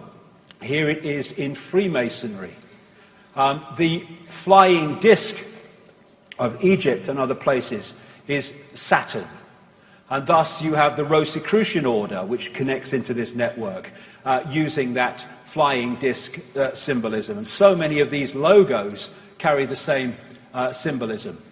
And in her Super Bowl performance, Madonna had the flying disc of Saturn.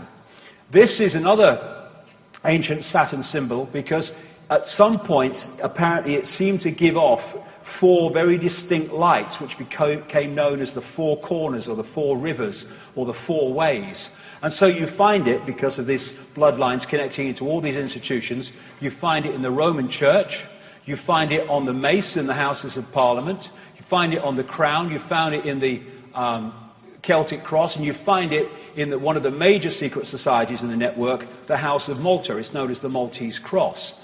It was also symbolized, this Saturn symbol and crescent, as the flying god in his flying boat. This is Horus in his heavenly boat. This is why it's used in the boats used in Freemasonry. This is a Freemasonic building on the Isle of Wight, funnily enough. And that is massive. I'm not saying Annie Lennox knew it was, just let's do this, it'd be a good idea. But that was massively Saturn symbolism when you watched it play out. Then you've got this symbol of the horned god, again, Saturn, Satan, as it also became known, which is you find with so many politicians. And Pat Robertson, this so-called Christian evangelist, yeah, okay.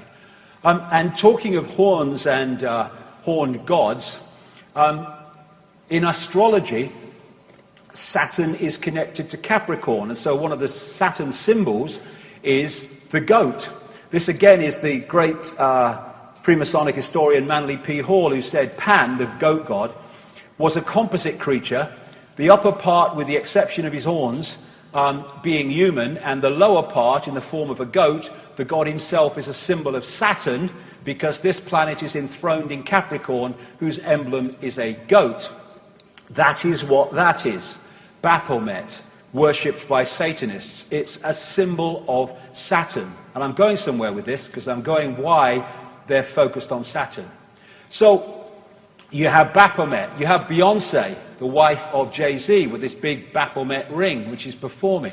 You have Baphomet-dressed Lady Gaga, Baphomet-dressed Madonna, and you have Baroness Philippine de Rothschild from the wineries in France with a massive Baphomet necklace. And this is from the front cover of the Saturn myth, with the symbolism described of these lights that went off from Saturn at certain points, with the four main ones there. And there it is symbolized on one of these ancient tablets. And in St. Peter's Square, that is a mirror of the way that Saturn symbol looks. And there it is on the thing that he has his biscuit in, there, when he's doing his stuff. Now, this is inside the Mother Lodge of Freemasonry in Great Queen Street. Great Queen was the name of the Babylonian goddess, in London. Because, this will become significant in part 3, this crescent holding the sphere also became symbolized as twin pillars. And so you have Saturn, there's the crescent, being held up by the twin pillars. This is in one of the Freemasonic centres of the world in London. Numerologically, digitally, Saturn is number 8, and this has led to symbolism of Saturn in terms of the spider. Thus you have, in Madonna's Super Bowl performance, the winged disc symbolized with a spider in the centre. Now this is fascinating. This is called the magic square of Saturn. And it's also, not by coincidence, the magic square of Freemasonry. And it's magic because of this reason. If you go that way, that way, that way, that way, or that way, or that way, all the numbers in the 3 blocks in line add up to 15.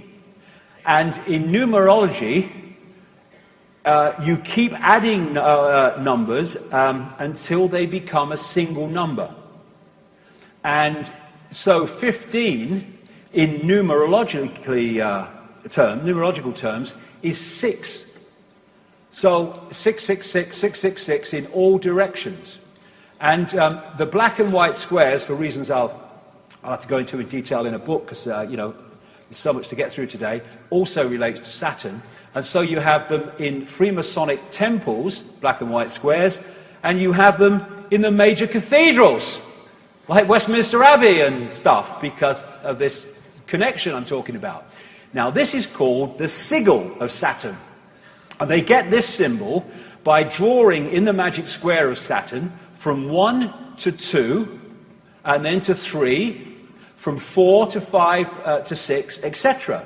So how they get it. Now you turn that straight up, and that's what that is. It's the sigil of Saturn. And this is a major symbol of Saturn going way back, the 6-pointed star. It just so happens to be the very symbol from which we get the name Rothschild, one of the major families in this network. Because they used to be called Bauer. They lived in Frankfurt in Germany. But they had this red 6-pointed star hexagram on the front of their house, and they changed their name to from Bauer to Red Shield in German, Rothschild, red sign or red shield. Rothschild. So they're named after this very symbol. And it was they that created Israel, not on behalf of Jewish people, on behalf of their bloody agenda that treats Jewish people with as much disdain as any of the rest of us. And so you have their symbol on the flag of Israel. They use the 6-pointed star so much in law enforcement. This is on a public building in Toronto, right in the centre of the 6-pointed star. There's the horned god. There's the sheriff and a medal. There is the 6-pointed star representing Saturn on an ancient, clay depiction. And there it is on Credo Mutwa's 500 to 1,000-year-old Zulu hand symbol. If you do that on the dollar bill, you get the 6-pointed star, and those letters make an anagram of Mason, interestingly. Inside the Great Mother Lodge of Freemasonry in Great Queen Street, London, there is the Twin Towers, symbolic of the crescent, and there is Saturn again, the 6-pointed star. Now, of course, the Roman Church and Christianity, that is anti-Freemasonry and anti-secret societies because they're naughty. But It's on his bloody fish hat, look. Right? They're everywhere because the same force is in control. There you go, have a bit more Madonna. Yeah, there you go. And on the Great Seal of the United States, those 13 stars make up a six-pointed star, not by accident. And therefore, again, we keep coming back to this, all these different areas of society are in the end focused on one thing. Satanism is Satanism. This is Fritz Springmeier, a long-time researcher into this and symbolism, etc., and Satanism. Saturn is an important key to understanding the long heritage this conspiracy has back to antiquity. The city of Rome was originally known as the Saturnia, or City of Saturn. The Roman Catholic Church retains much of Saturn worship in its ritual. Saturn also relates to Lucifer. In various occult dictionaries, Saturn is associated with evil. And this is the remains of the Temple of Saturn in Rome. And just next to this is this place called Capitoline Hill now, but before that called Mons Saturnus, the Hill of Saturn. And this is a very symbolically important place to the bloodlines. And this whole thing about the skull and bones, Capitoline Hill comes from caput, meaning dead, because they were supposed to have found a human skull there, and they call it caput, Capitoline Hill. That's why we say kaput when something's dead. And you have the theme in Christianity of Golgotha and Calvary, the place of the skull, hill of the skull. And Capitoline Hill became Capitol Hill when the bloodlines moved in on America. Now, the North Pole, the northern pole of Saturn, is a permanent storm which takes the form of a hexagon.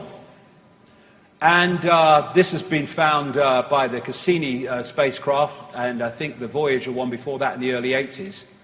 And the hexagon also is an expression of the hexagram, or of the six-pointed star.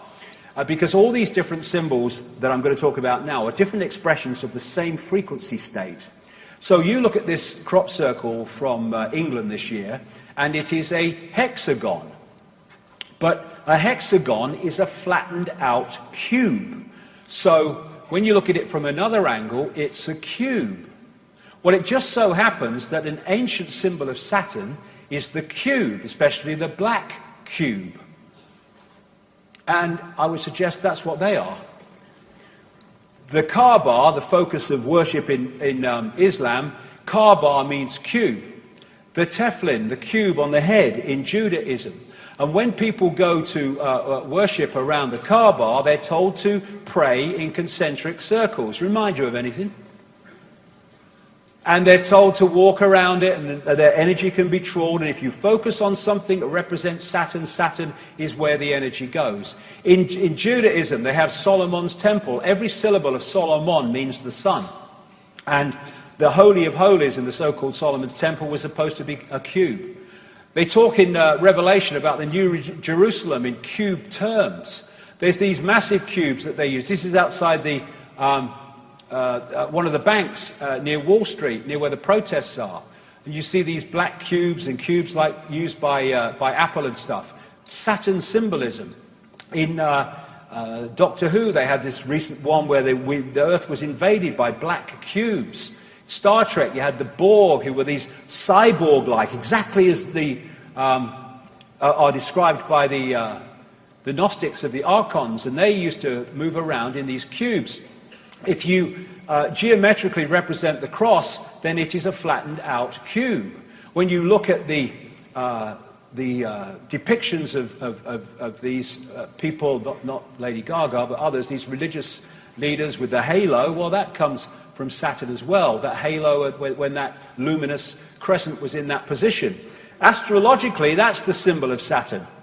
And what they symbolized this as was the sickle and the hammer.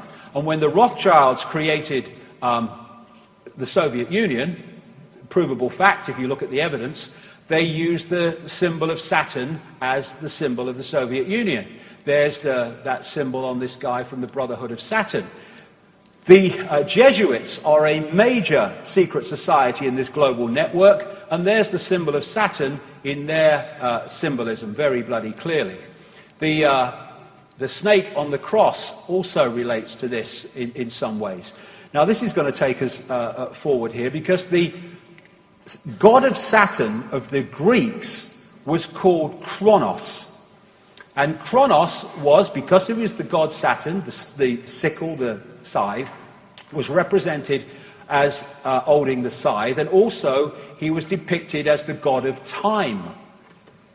And he had the beard, the white beard, and he became Old Father Time. That's Kronos, that's the god of Saturn. He also became the Grim Reaper, because Saturn is the planet, I say, son of death. And Kronos became Crown, a symbol of the bloodlines. Kali, a goddess related to Saturn, it was called the Black One, and the goddess of time, depicted with a protruding tongue. There's Madonna again. I mean, she must have the bloody book she works through, this one. The god El, the Hebrew god El, was their god of Saturn. So El and Elohim are demiurge and archons, I would suggest. So we have archangels, Michael, Gabriel, Uriel, Raphael, another name for Jesus, Emmanuel. We have the Gospels, Chapel, elders, elevated to the priesthood, elections, where pawns are elected to serve the elite. We have Isis, Ra, El, all names relating to Saturn. Saturn, Kronos, Satan, Black Sun, Dark Lord, they're all the same thing, the expression of this force. And here you have Moloch, who they worship at Bohemian Grove, and he is a god of Saturn, this recurring theme. They also represent Moloch as a bull, as I said earlier, and so you have that as the symbol of Wall Street. And the golden calf in the Bible is Moloch, Saturn. The Greeks talked about Saturn used to eat his own children. And here's the colours of Satanism and the colours of Saturn, black and red, same as the royal protocol. The robes of the judge, the robes of the clergy, the square hats of the universities, the hammer that the judge uses, it's all Saturn symbolism. You see Saturn profusely used in symbolism of the corporate world. And this Earth, Wind and Fire, they got the bloody set. There's the eye, there's the six-pointed star, there's the step pyramid, there's the winged disc, and there's bloody Saturn. And then, therefore, you look at religions and secret societies and Satanism, they're worshipping Saturn. Then you look astrologically, in other words, energetically. Banking is astrologically ruled by Saturn. Politics and institutions of state at all levels, astrologically ruled by Saturn. Corporations, astrologically ruled by Saturn. Law and court system, astrologically ruled by Saturn. Science, astrologically ruled by Saturn. Saturn worship, Satan worship. And it's interesting that you have the god of Saturn, Kronos, with the beard, and represent, and all these bloody religions, they have bloody beards. And then you have God depicted as a man with a white beard on a cloud or on a throne, and there's God, Charlton Heston type God. That's Yahweh depicted with a beard and stuff. And then we have Santa with the white beard. Santa, anagram of Satan, from Saturnalia. Saturnalia was a festival in Rome where they worshipped the god Saturn, and they gave, it was in the same period to the run-up to our Christmas, and they gave gifts, they decorated trees, and they hung sprigs of bloody holly. So that is Saturn symbolism, a man with a white beard. This is Ancient of Days, a painting by William Blake from, I think, 1794 or something like that. Ancient of Days is an old name for God. And he's depicting God. He was a very deep esoteric thinker and great knowledge, William Blake. And he's depicting God with the white beard. That's Saturn, Kronos. On the GE building in the Rockefeller Center in New York, there's Kronos again. Now, the Freemasons, they call their God the great architect of the universe. The demiurge was known by the Gnostics as the great architect of the universe. Which brings us to the white-bearded architect of The Matrix, in the Matrix movie series. So where is this leading us? Well, again, this needs to go, if we're going to go anywhere with this, because I'm going into fantastic areas here, but this is where the information has taken me very, very clearly. And the hardest thing to see is what is in front of your eyes, as this man rightly said. The Gnostics talked about the fact that the archons make something appear to happen that does not actually happen. They can induce a virtual reality experience. The Islamic people and pre-Islamic people talk about the jinn manipulating humans by creating illusions. I was in New York in 2010, and someone took me to the subway station for Ground Zero. And when I saw it, it was like, whoa, it hit me big time. There was, first of all, this eyes all along the platforms, but there is this massive depiction of the world on the floor, and then there's an eye, and going out from this eye are these broadcast transmissions. And that hit me so powerfully. And Neil Haig was with me, and we kind of looked at each other and said, that's Saturn, isn't it? And remember, physicists have said only this last few days, they may have evidence the universe is a computer simulation. Well, I say that it's a virtual reality, which has been hacked into, and that hack is the reality that we're experiencing, the fake reality. And that hack, I say, comes from Saturn. Because I'm saying that these rings are actually a massive broadcast transmission system which is broadcasting a fake reality within the frequency range that we are decoding, and therefore we are picking up that fake reality. When the Cassini spacecraft arrived at Saturn in 2004, found many things that was unexplainable. You know, things like the hexagon North Pole storm and stuff like that. But they also found extraordinarily powerful sound coming from Saturn. This is part of what they recorded.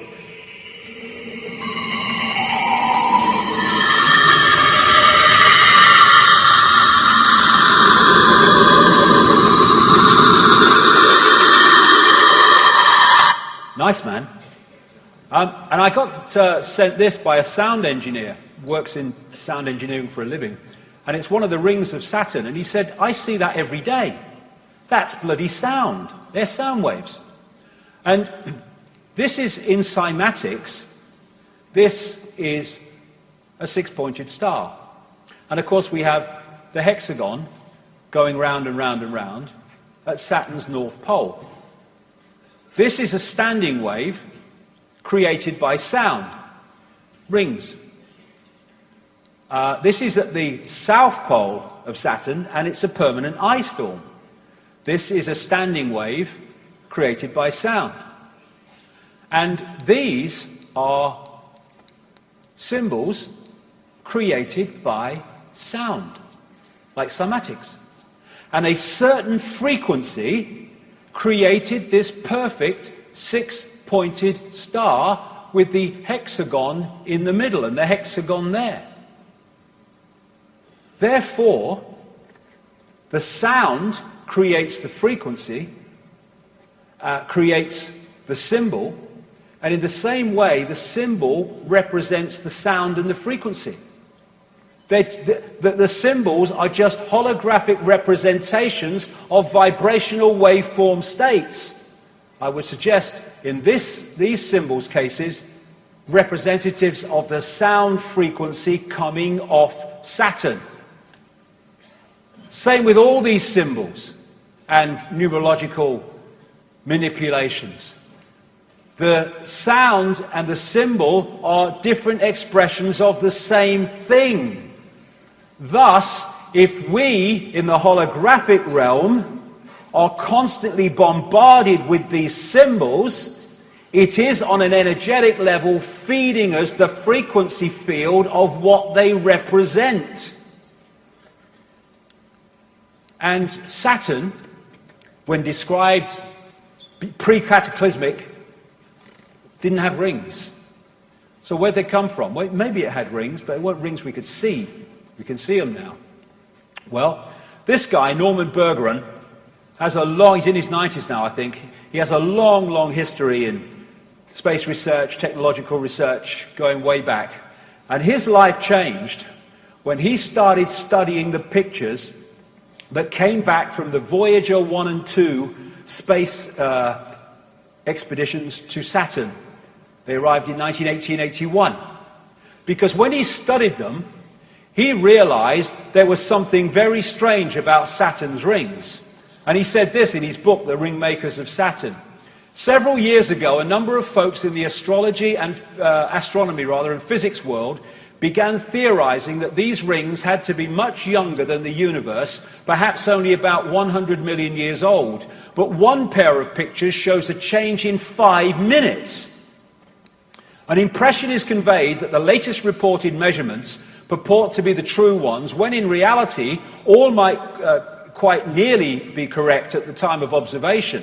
General reluctance to accept variable ring system geometry occurs because of apparent failure to identify a physical mechanism suitable for producing recurrent change. In other words, classic mainstream science, if we can't explain it, we'll kid ourselves it doesn't exist. And he also found these in the pictures coming back from Voyager, and the Cassini ones found them too. And he calls them electromagnetic vehicles, and they are massive. Some of them several times bigger than the Earth. But again, we need to move our sense of perception. In terms of size representation, this is the Earth against the size of Saturn. They're not talking the same perception of big in terms of outside of the Earth. And here are some of the other pictures of these electromagnetic vehicles picked up by these NASA craft. Why aren't they all in the papers being talked about? You'd think, what the hell is this? No, nothing.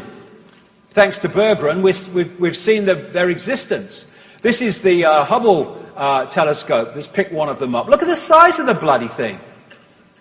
And here's a few Cassini spacecraft pictures, still pictures put together. What the hell is that? Exactly what Bergeron was describing from Voyager. And this is the other thing. He found pictures of stuff spewing out of these electromagnetic vehicles into the rings of Saturn and bloody making them, or extending them. And what is said to be in the rings of Saturn, I guess that's why we can see them, is like ice and stuff.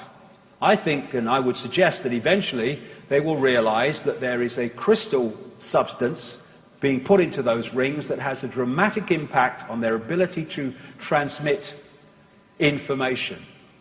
In 2009, NASA released this picture, which is a ring around Saturn, which is from 3.7 million miles out to 7.4 million, and that ring could encompass 1 billion Earths. I suggest that there are rings that we can see, but there are sound rings that we can't see that are coming out across, and we're picking them up. They make something appear to happen that does not actually happen. They can induce a virtual reality experience. The Saturn matrix, as I call it, is a frequency band which we are decoding as a fake reality. And I suggest, my view, we will find that the edge of that frequency band is what we call the speed of light. And beyond it, you go out of the matrix. And when all the genetic tinkering that the ancients talked about went on, the human form was being manipulated to be tuned in to receive and transmit within the frequency band of this Saturn broadcast, and pulling people from a heart state beyond the matrix into an emotional point of interaction massively in the matrix was a major way of tuning us into this fake reality. We talk about people who don't think for themselves as being in the box. Maybe we ought to say that they're in the cube. And they want to shut the heart down, and they have to so many people, because it takes us beyond the bounds of time and space beyond the matrix, because I suggest that what we call time, as we decode it, is in this matrix transmission. I'll whip through this quickly because I've talked about this in my books at great length, and I've talked about this at Under London Talks. But I say the moon is a construct or a part construct. This is a book called Who Built the Moon by Christopher Knight and Alan Butler. It's absolutely brilliant in the way that it puts the case for the moon not being real in terms of a natural body. But interestingly, what they find in that book is the mathematics and geometry between the sun, the moon, and the earth are fantastic in terms of their synchronicity, and it does not apply in any way to the rest of the solar system. And the Gnostic writings found in Nag Hammadi in 1945, 1,600 years old or more, say that this is a separate system operating within the Archon system of the inorganic universe. They say in the book, the authors, the maths involved in the Earth, Moon, Sun system is nothing less than staggering, and that the moon has been put there with the accuracy of the proverbial Swiss watchmaker. So when viewed from the Earth, it's the size of the sun at an eclipse. The BBC did a program, Do We Really Need the Moon? And it said the moon is now in a perfect position to sustain life on Earth in its effect on the Earth, but it's just a coincidence. I think not. We only see the near side of the moon. We don't see the far side of the moon. And the authors say in that book, the moon is bigger than it should be, apparently older than it should be, much lighter in mass than it should be. It occupies an unlikely orbit and is so extraordinary that all existing explanations for its presence are fraught with difficulties, and none of them could be considered remotely watertight. The mainstream theory is that the Earth was hit by a Mars-type planet when it was forming, and a chunk came off and became the moon, called the whack theory. That didn't pan out, so they came up with a double whack theory, where it was hit by the planet, it went away and gave it another smack, and then it became the moon. Now, of course, it doesn't pan out because it's nonsense. They don't know. Why don't they just say it's not a bad thing we don't know? There's lots of things we don't know. The best explanation for the moon is observational error. The moon doesn't exist, said this scientist at the Smithsonian Center for Astrophysics. It's easier to explain the non-existence of the moon than its existence, blah, blah, blah. It goes on and on. And you know, I'll go through this because I don't want to run over too much time.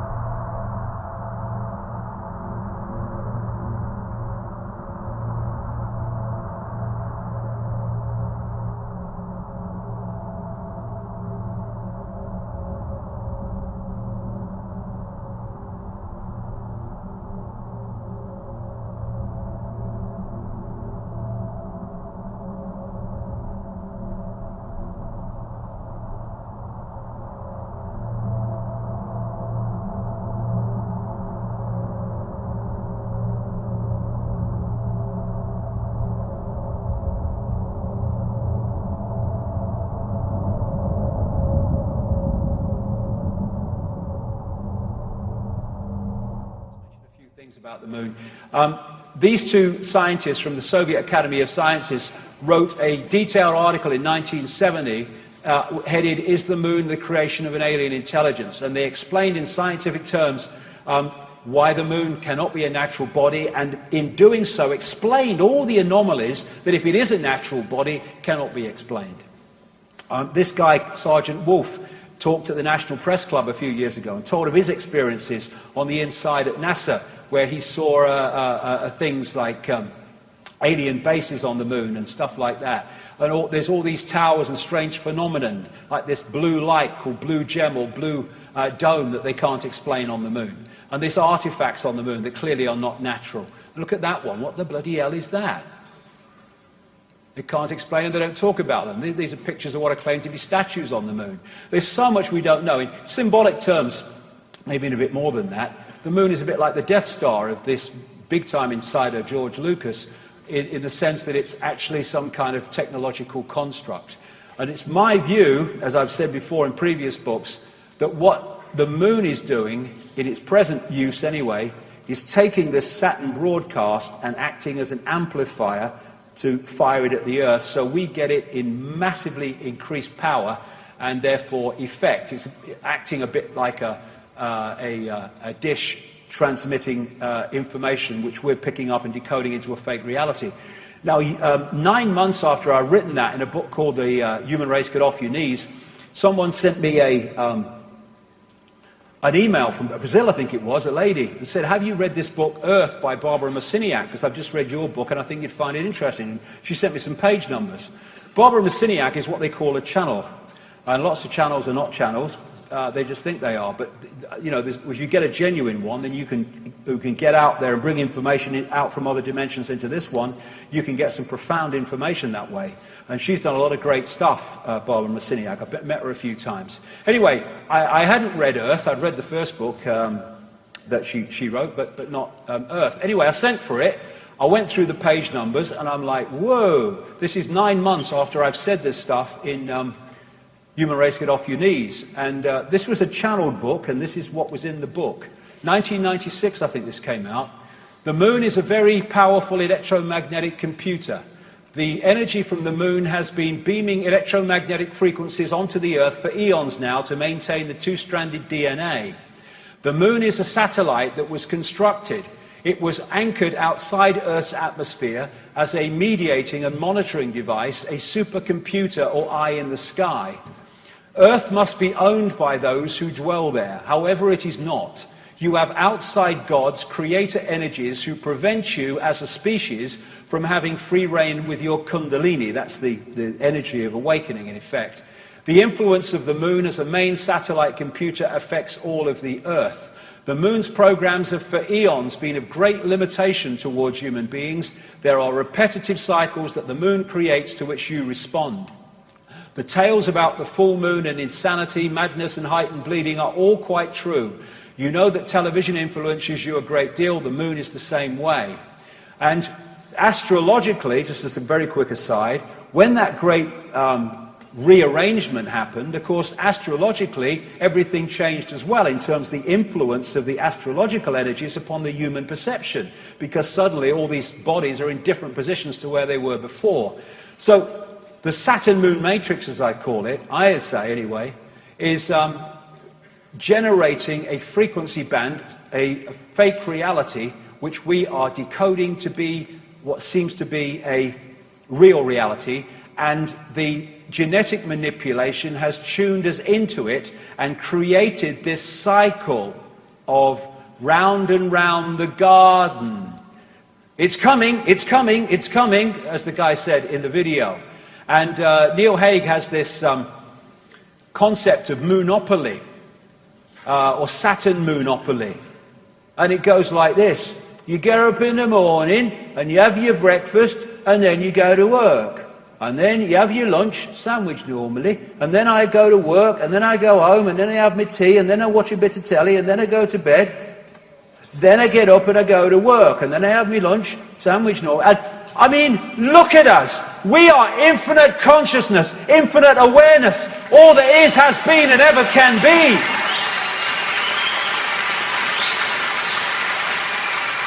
Is that all we are capable of?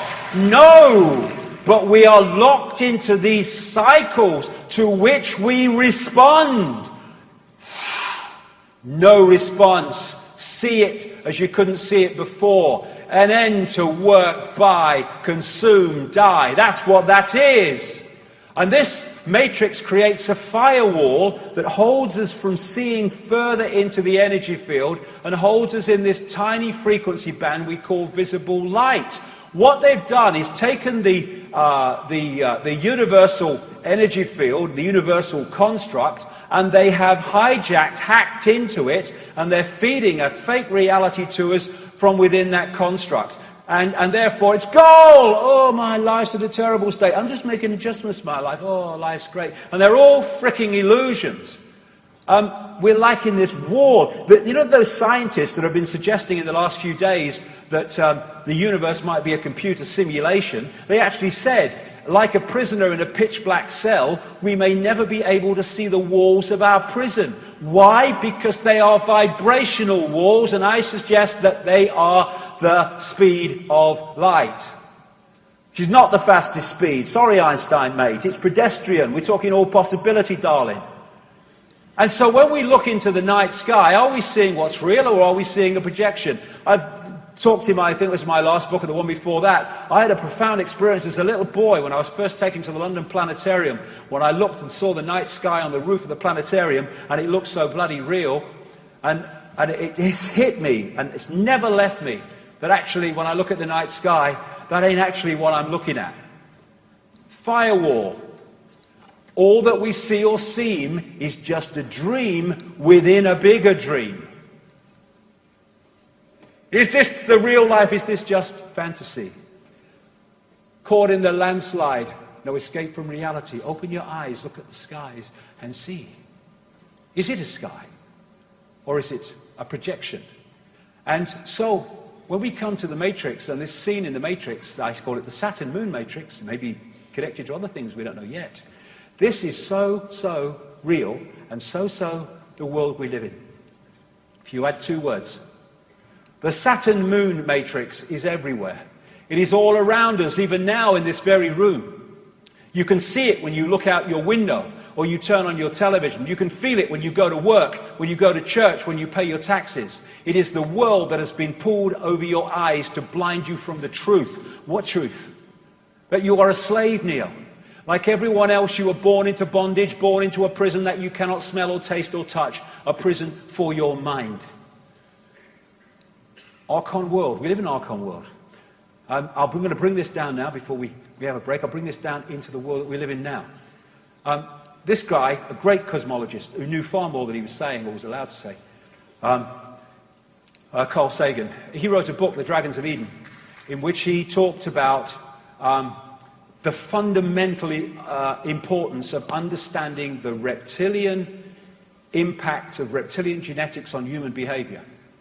Because the reptilian brain fundamentally affects human behavior. And I suggest that before the genetic tinkering, either that wasn't there or was nothing like as powerful as it is now. And I came across these books after I was a long way down the line. I came across these books by Carlos Castaneda, in which he was quoting a Central American shaman called Don Juan Matus. And when I read some of the stuff in these books that this shaman had said, it was like, whoa, we talk about confirmation.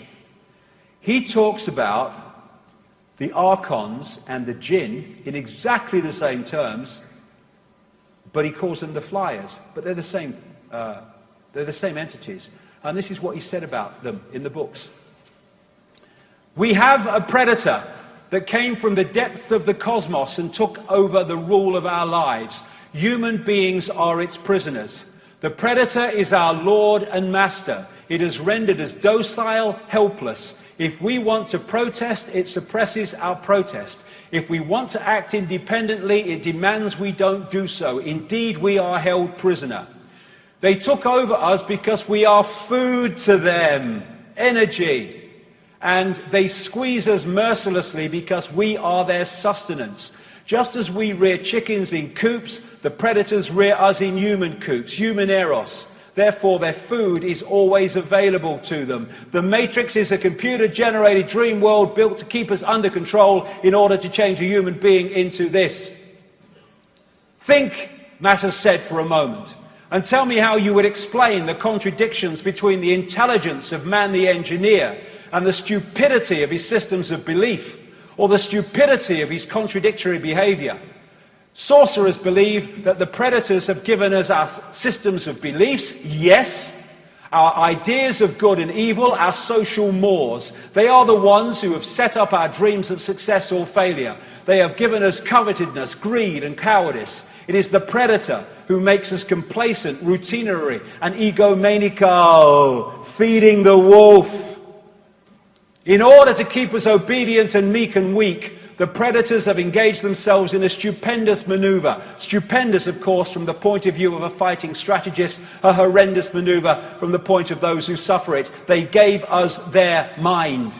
The predator's mind is baroque, contradictory, morose, filled with the fear of being discovered any minute now. They gave us their mind, and that, I suggest, is how they've done it. And they also, more than gave us our mind, they gave us their frequency via junk or non-coding DNA.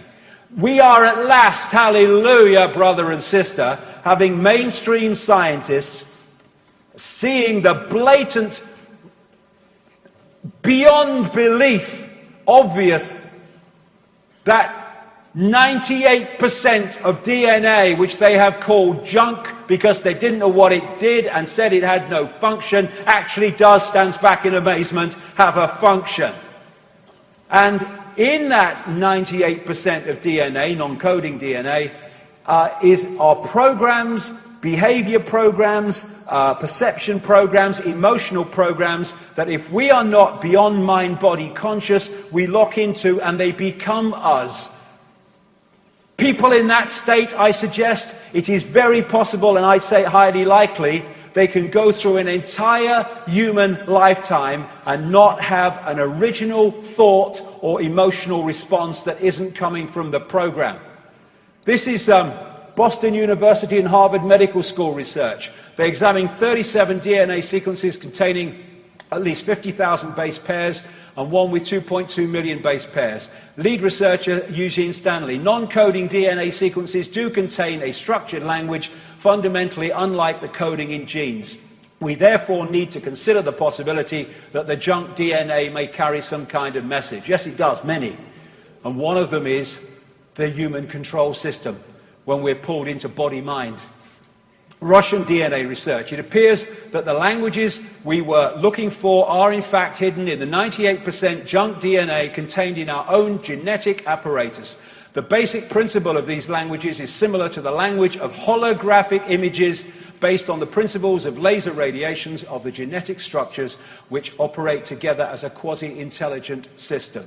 And this recent announcement by this institute at the Harvard Medical School, all data that humanity creates in a year can be stored on 4 grams of DNA. That's how much information we have in the human structure. And therefore, if you can put emotional programs, emotional response programs into the genetic structure, and then created a society designed to constantly trigger those programs, then you can have a massive, constantly recurring tidal wave of low vibrational emotional energy. And when you, to feed off, and when you go beyond the body, like with Jill Bolte-Taylor earlier, or these near-death experiences, what is the common theme when they go beyond the body? I felt calm, at peace, I just was. There was no thought pattern and no human emotion. Because so much of it is coming from the body. It's a program. And when you go into the heart and you go beyond time and space, you stop reacting in the sense of the program, and you stop delivering the food, the sustenance of that which is behind it. I did not judge and did not feel I was judged. I loved being in that painless state of existence. And if you want to feed off human energy, low vibrational, if you've got these programs within the human genetic structure generating that energy, well, you're home and bloody dry. This is the mind that we've been connected to. Why do rules have power over our minds? It's all about rules, because it's all about control. And this part of the brain, the reptilian brain, where we get cold-blooded behavior, territoriality, desire to control, right is might, and all that stuff, might is right, that is massively part of the reaction system, because the reptilian brain is about survival. It's about constantly scanning the environment for threats to survival, not just physical survival, but survival financially, survival of the job, survival of the relationship. Be afraid, be very afraid, because the big bad monster's coming as soon as we've invented him. This is why we're constantly given reasons to be frightened, because that locks us into the reptilian brain and therefore into this collective mind. And Don Juan Matter said, I know that even now, though you never have suffered hunger, you have food anxiety, which is none other than the anxiety of the predator who fears that at any moment now its maneuver is going to be uncovered and food is going to be denied. Through the mind, which after all is their mind, the predators inject into the lives of human beings whatever is convenient for them, and they ensure in this manner a degree of security to act as a buffer against their fear.